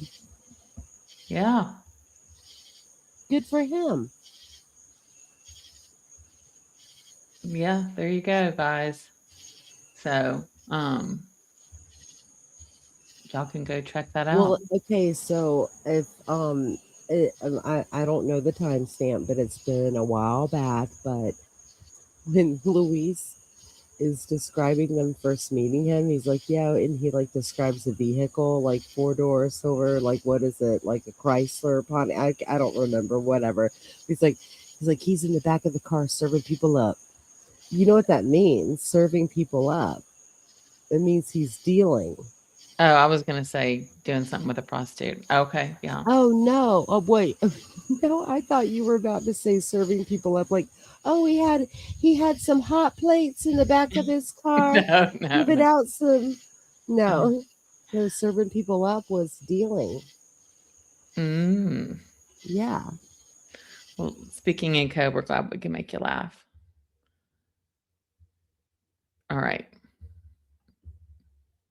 I remember earlier you were like, I did this and it was 4 hours. I'm like, oh, well, I'm not doing 4 hours, man. Here we are. Yeah, and I did mine alone. I paid my mom's rent. My mom was over like $2,000. So I paid my mom's rent. I left. And went to my house. Took a shower, got dressed. I didn't really do too much that day. Just I went to Vegas for a little bit. And no, I went to somewhere else. I met some girl. Thank you, speaking in code. With Garcia. We hanged out over there. From there we ended up going to Hard Rock. Garcia spent $7,000. And the Hard Rock lost it. That's why I know he ain't had no money. So he spends his money in the Hard Rock, losing his money. I leave. We left the Hard Rock, whatever. I made it back home. Monday. What was that Saturday? That Sunday I wake up. Take a shower, it's noon, like maybe like around 3, 4 o'clock in the afternoon. I go see my ex-wife. Because it was school about to start, I believe. So I gave her $5,000. So here goes $5,000. Buy the kids. So we got the money from. See, he gives his baby mama $5,000 and Garcia goes and loses 7,000 at the casino. Yeah, he also went and paid his mama's rent. Right. Went and paid his mom's rent. I mean, he's going around taking care of business like a man. Okay, I get that it's illegal money, but I'm saying like he's being responsible. Yeah, responsible. Oh, Lord. Yeah, we asking questions. Just get the money and don't worry about it. What's your ex-wife's Annie Diaz. I gave her the money. Leave. Maybe a week later, something like that. I take money to my sister in an envelope. I said, put this away from me. I don't want to have it in the house. Because when Jessica gets mad at me, she goes to my pockets and take my money. And I come home drunk. I didn't want her to find that money. And I didn't really want her to know, ask me a million questions where I got the money from. So I put it away. My sister put it away from in the closet. I used to stay, I think I used to stay with my sister. I had keys to go in and out of the house. So I used to go in and out of my sister's house. That's about it. That's when the story ended right there with the money. My car and everything. Let's back up to, you come back home, where do you take the car to, or where you and Tudo together, you stopped at the ATM. I'm sorry. Yeah, you're at the Prius and you stop at an ATM. You've seen that photograph. Mm-hmm. Okay. And then from there you go somewhere. You're just getting back into town. I can't remember. I remember I went home and went somewhere else. Well, you said you ended up going to Billy's, but I didn't go in the Prius to Billy's. I wouldn't drive that car. I ain't drive that car. He had that car. I didn't even like that car. He had the car, lost the car for 3 days. I had to go look for the car because he don't know where he parked the car at. I had to call AAA to go in the car and give me because he left the keys in the car, locked the car with the keys. I couldn't open the car, so he called AAA. I gave AAA $50 to open the car, gave the keys. Went and got his stupid ass. Here, come collect this car. Let's drive it back. I turned the car in and left. Where did you find the car at? A couple of blocks from Shrimp's house. I think Shrimp was staying like on 76. I'm thinking Avenue, somewhere around there, Miami Beach. And I found the car like on 78, 79th Street. Like 2 or 3 blocks down in a corner. Right by fire extinguisher. Like they would have came there with a toilet car with. Then I would have had to pay more money. That's how drunk he was. Okay. So you came back, you split up. So he took the car. He took the car with him. Yeah, we split up. He took the car. He had the car for a couple of days. I kept telling him, yo, I gotta return this car back, man. Okay, but the next morning, Saturday, you said you go to the barbershop. Yeah. Right. So the murder happened on Friday. Y'all drive all the way back. You party, whatever, Friday night. Was it Sunday that he went to Hard Rock? Or was it that? I'm thinking it was that Sunday. No, it was a Saturday. It was the next week. Okay, so The next week after that. the next week after that. Okay, so before we get to that, you're back in town on Friday.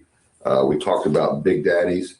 Yeah, we talked about Big Daddies. Do you remember? I kept telling I wasn't too sure if we were Big Daddies or not. I can't hear say it and be like, yeah, I was there. No. Maybe I was. You said my credit card went in there. If I did. Who knows? I can't remember if I was there or not. I really can't. Before this, I want to go back to your driving out of Tallahassee, and you said before that he calls Kate. Mm-hmm. He calls Katie. I think right when we had dumped the gun, and then he called her, and he said, "Everything is done. Make sure you have my money. I'm on my way." When we get back to the house, he calls, "Yeah, with my money." She goes, "Don't worry about it. You have it tomorrow morning." I can hear it. I know. I want to go back. You're driving out of Tallahassee. The Markel's been shot. You're driving out of Tallahassee. All right. And then are you saying that you dumped the gun before he made the first phone call? Because the big deal was about he calls her and says. Yeah, he called her and told her it's done. Everything's done. I think way before we dumped that gun or after we done the gun, but for sure, 100%, he called her and said, "Hey, it's done already." Do you hear her on the other end? Yeah, I can hear her. She goes, "Okay, I know, all right." Okay, I know. All yeah, right. like I'm like, yo, how the fuck does she know? Like, how would she know if this shit done? But it's Katie's voice. Yeah, it's Katie's voice. 100%, it's Katie's voice. He can't call Wendy. I don't know her voice. I know Katie's voice. Okay. So I'm like, all right. I said, I looked at him like, did you really just call this guy and say it's done? Like, where your mind is at? All right, I'm using that as a reference point for when that conversation happened. Have you all dumped the gun yet? Shit, I'm not sure. I don't know if I did or not. Okay. I'm not gonna tell you yes. Nope, that's fine. Just thought I was trying to give you some type of reference point to remember. I can't remember what the fuck the bridges at last. Well, I know. I was thinking if you already dumped it, we know we can narrow down here. A picture. You want to see it of me this morning thinking about the bridge? That's how much I've been thinking about the bridge all night. Just like that. That's what the bridge look like. It's the most pitiful little stick figure drawing too that he did. Okay, I mean, like that's how I draw. Yeah. Apparently, all of my children are like awesome artists, but yeah, yeah, it's It's like a it's stick figure. It's bridge with the cement, with the guardrail, grass on the side. I mean, that is every half mile I know. on I-75 for 500 miles in Florida. Poor guy.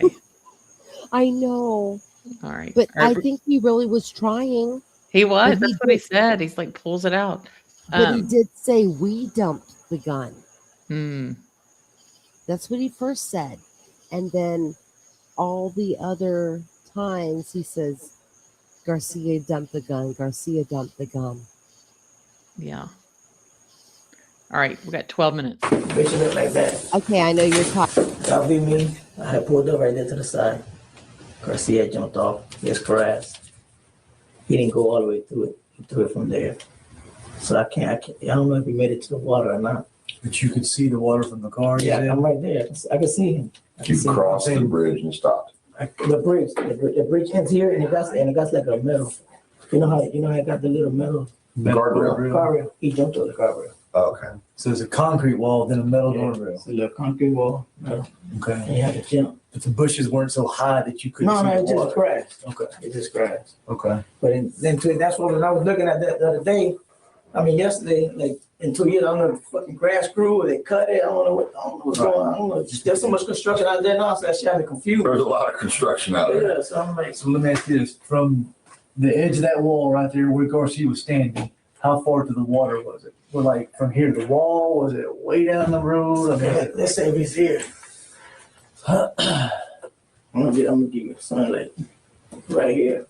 The water will be way over there to the wall.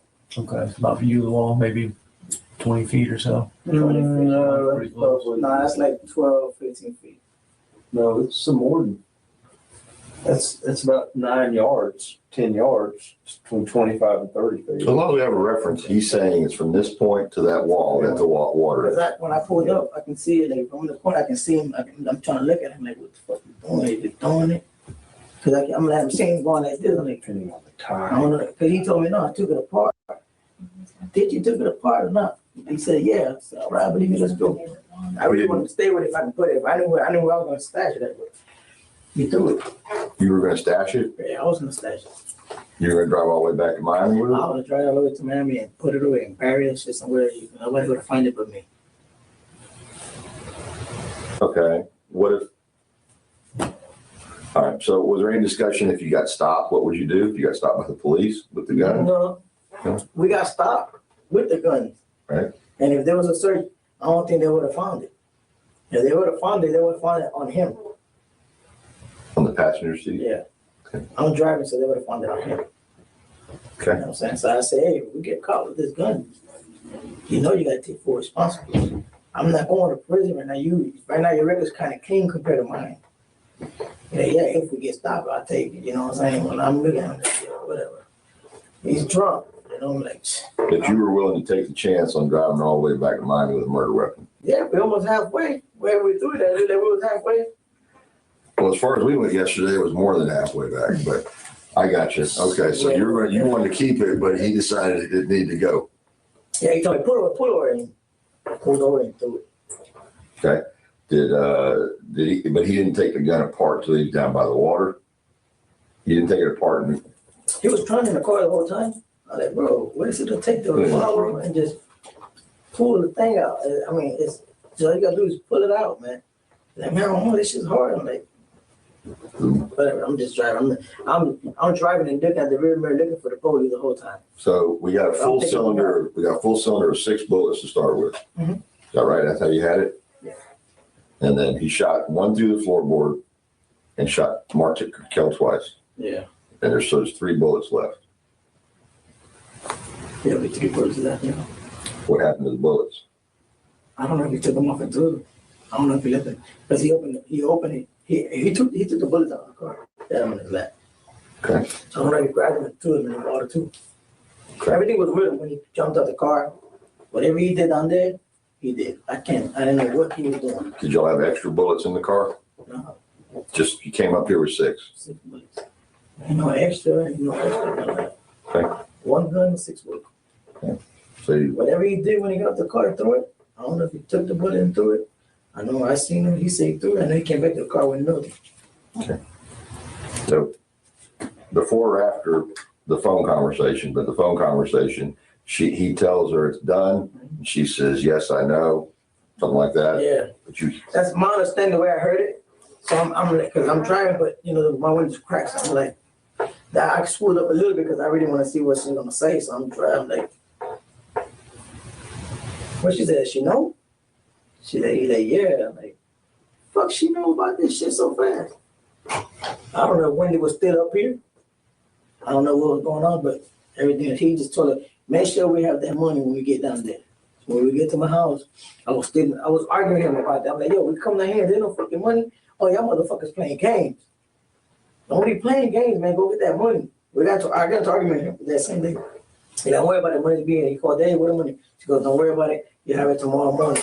First thing, sun come up, you will have it. Now I said, all right. You know, I'm going to the barbershop tomorrow. By the time I get out the barbershop, that shit better be around to do. I mean, you're going to have problems.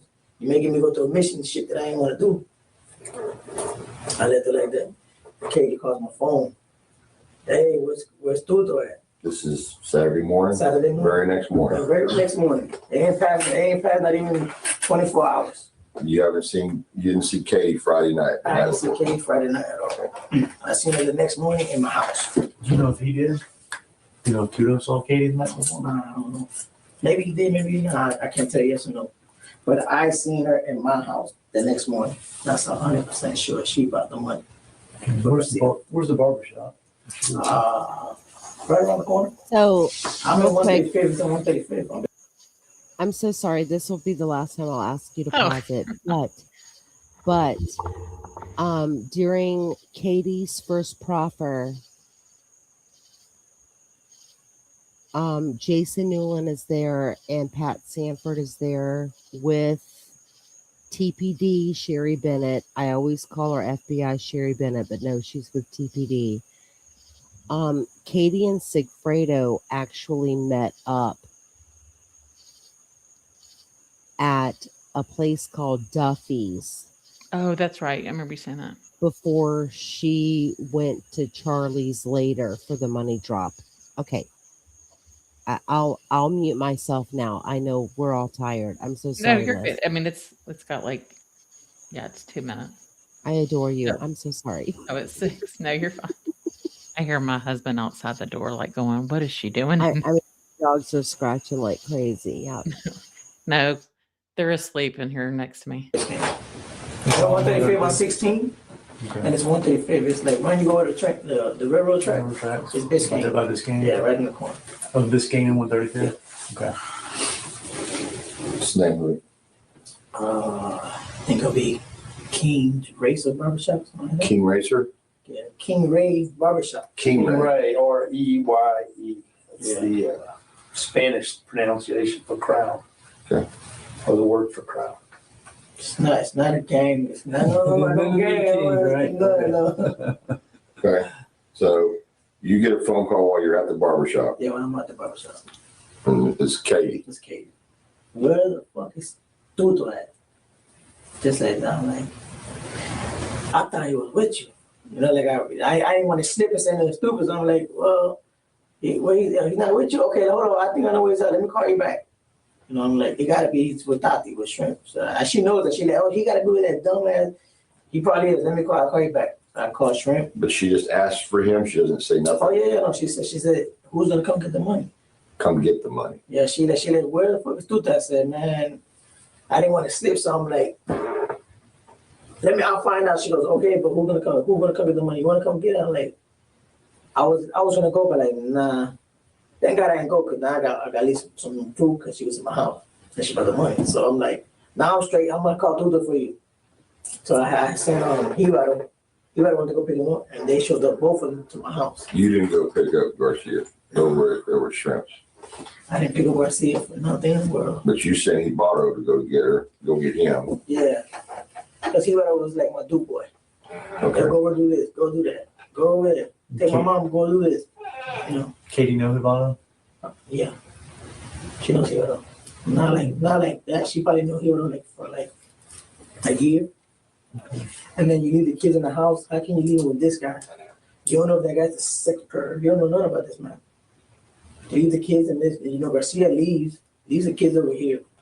Come on, man. I used to get mad. How you gonna leave the kids with this dumbass little nigga over here? This man is 40-something years old. Supposedly did like a couple of years in prison. Yo, we don't know his background like that. I used to get mad at him leaving the kids like that in the house. So Ibarra goes, apparently, or he tells you he found him. Yeah. Does he call you and say, hey, he's here at Shrimp? Call me. Shit. I don't remember if he called me or not. Somehow, Tudo gets with Katie, Mhm. from what you're saying. Yeah. Because, all right, so you go ahead. I don't want to jump in. I was in the bar shop. I believe I called Hero. I called Hero that day because that's the only person I would call. I said, go pick up Tutu. He's in Shrimp's house. Take him to Katie's house. Then Katie and Tutu showed up to my house. Garcia gave the bag to Jessica. But Jessica called me, hey, I got a bag here, looks like a break. I said, listen, I'm on my way. Who's over there? She goes, to Katie and Tutu. I said, I'm on my way over there right now. Tell them don't move. Tell them don't leave. I want to make sure Katie was there for real. I thought it was bullshit. I get there. I ain't even get a haircut yet. You also want to know that you got all your money, right? Yeah. So before I want to make sure all the money's there. So when I ain't even count the money there though. I get there, boom, I drive. I said, all right, go get the bag. I grab the money, put it in my pocket. I go to the car over Garcia. I said, do I have to count this shit or what? He's like, man, you don't have to. I said, you know what? It's easy to count because they were all staples. So $1,000. $1,000, it was all hundreds, but a grand. Staple, each one of them. So I said, okay. He let me here, let me give you the Are you saying stapled or a strap around them? staple. Good money. Good one. There's a grand, and that's it. $100 bills. 2 $100 bills stapled together. Yes, sir. Just like that. So I grabbed it. It's called stacks. I grabbed stacks. I grabbed it. I'm like, when we the whole here, he gave me extra. I said, all right, man, let's go to the bar. So I get a haircut, man. And that's it. I got my little haircut in my mom's house. Came on mom's right. Went home, took a shower. So Garcia's with you the whole time? You doing that? You doing that right Yeah, now? when I went to my mom's house, yeah, he was with me. He's with you at the barber shop? He was with me in the barbershop. He was with me at my mom's house. So it sounds like you got 30 grand in stapled $100 bills. Mhm. And then he dug out five or six or seven something. When I went to the barbershop, you know, I got a haircut, so I changed $100 bill. Boom. I just said, man, hey, stay with 40 and give me 60. Because the haircut's $20. And give me 60. Boom. That's it. But he gave me the other extra. That's about it. That was like the whole nightmare right there. And no more discussion. Never spoke about it again. How did Katie leave from Jessica's house? She was in her car. So she's still there with Jessica and Lulu the baby when you leave with Tudo. Yeah, I left with Dude. Let's go, man. Okay. All right. Take the time break.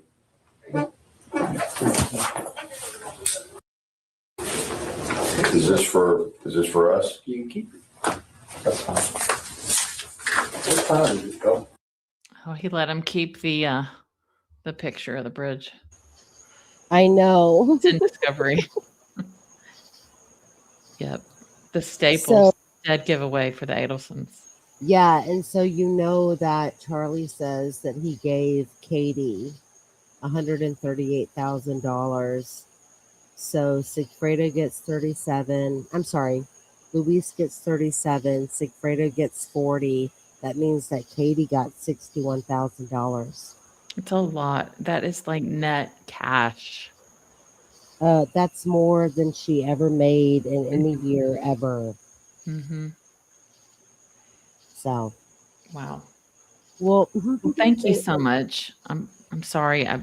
hogged your evening, No. 3.5 hours. No, you didn't hog my evening. I appreciate it. I kind of thought it was going to be longer than 2 hours, but I'm so sorry that it's been No, over 3.5.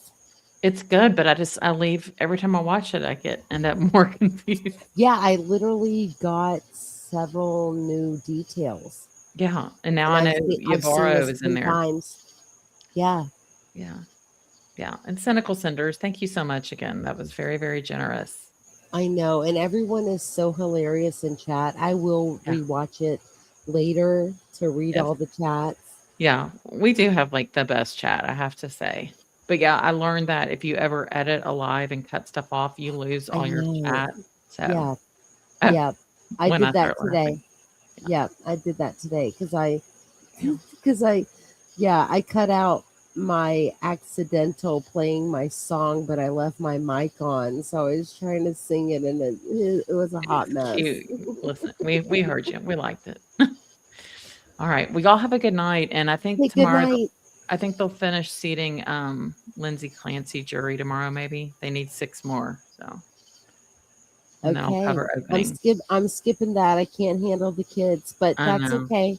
No, good luck with that. Thank you. Good night, everybody. Thank you. Thank you, Leslie. Bye. Good night. I'm Leslie B, just a seeker, a story keeper, and we're still watching, waiting for justice.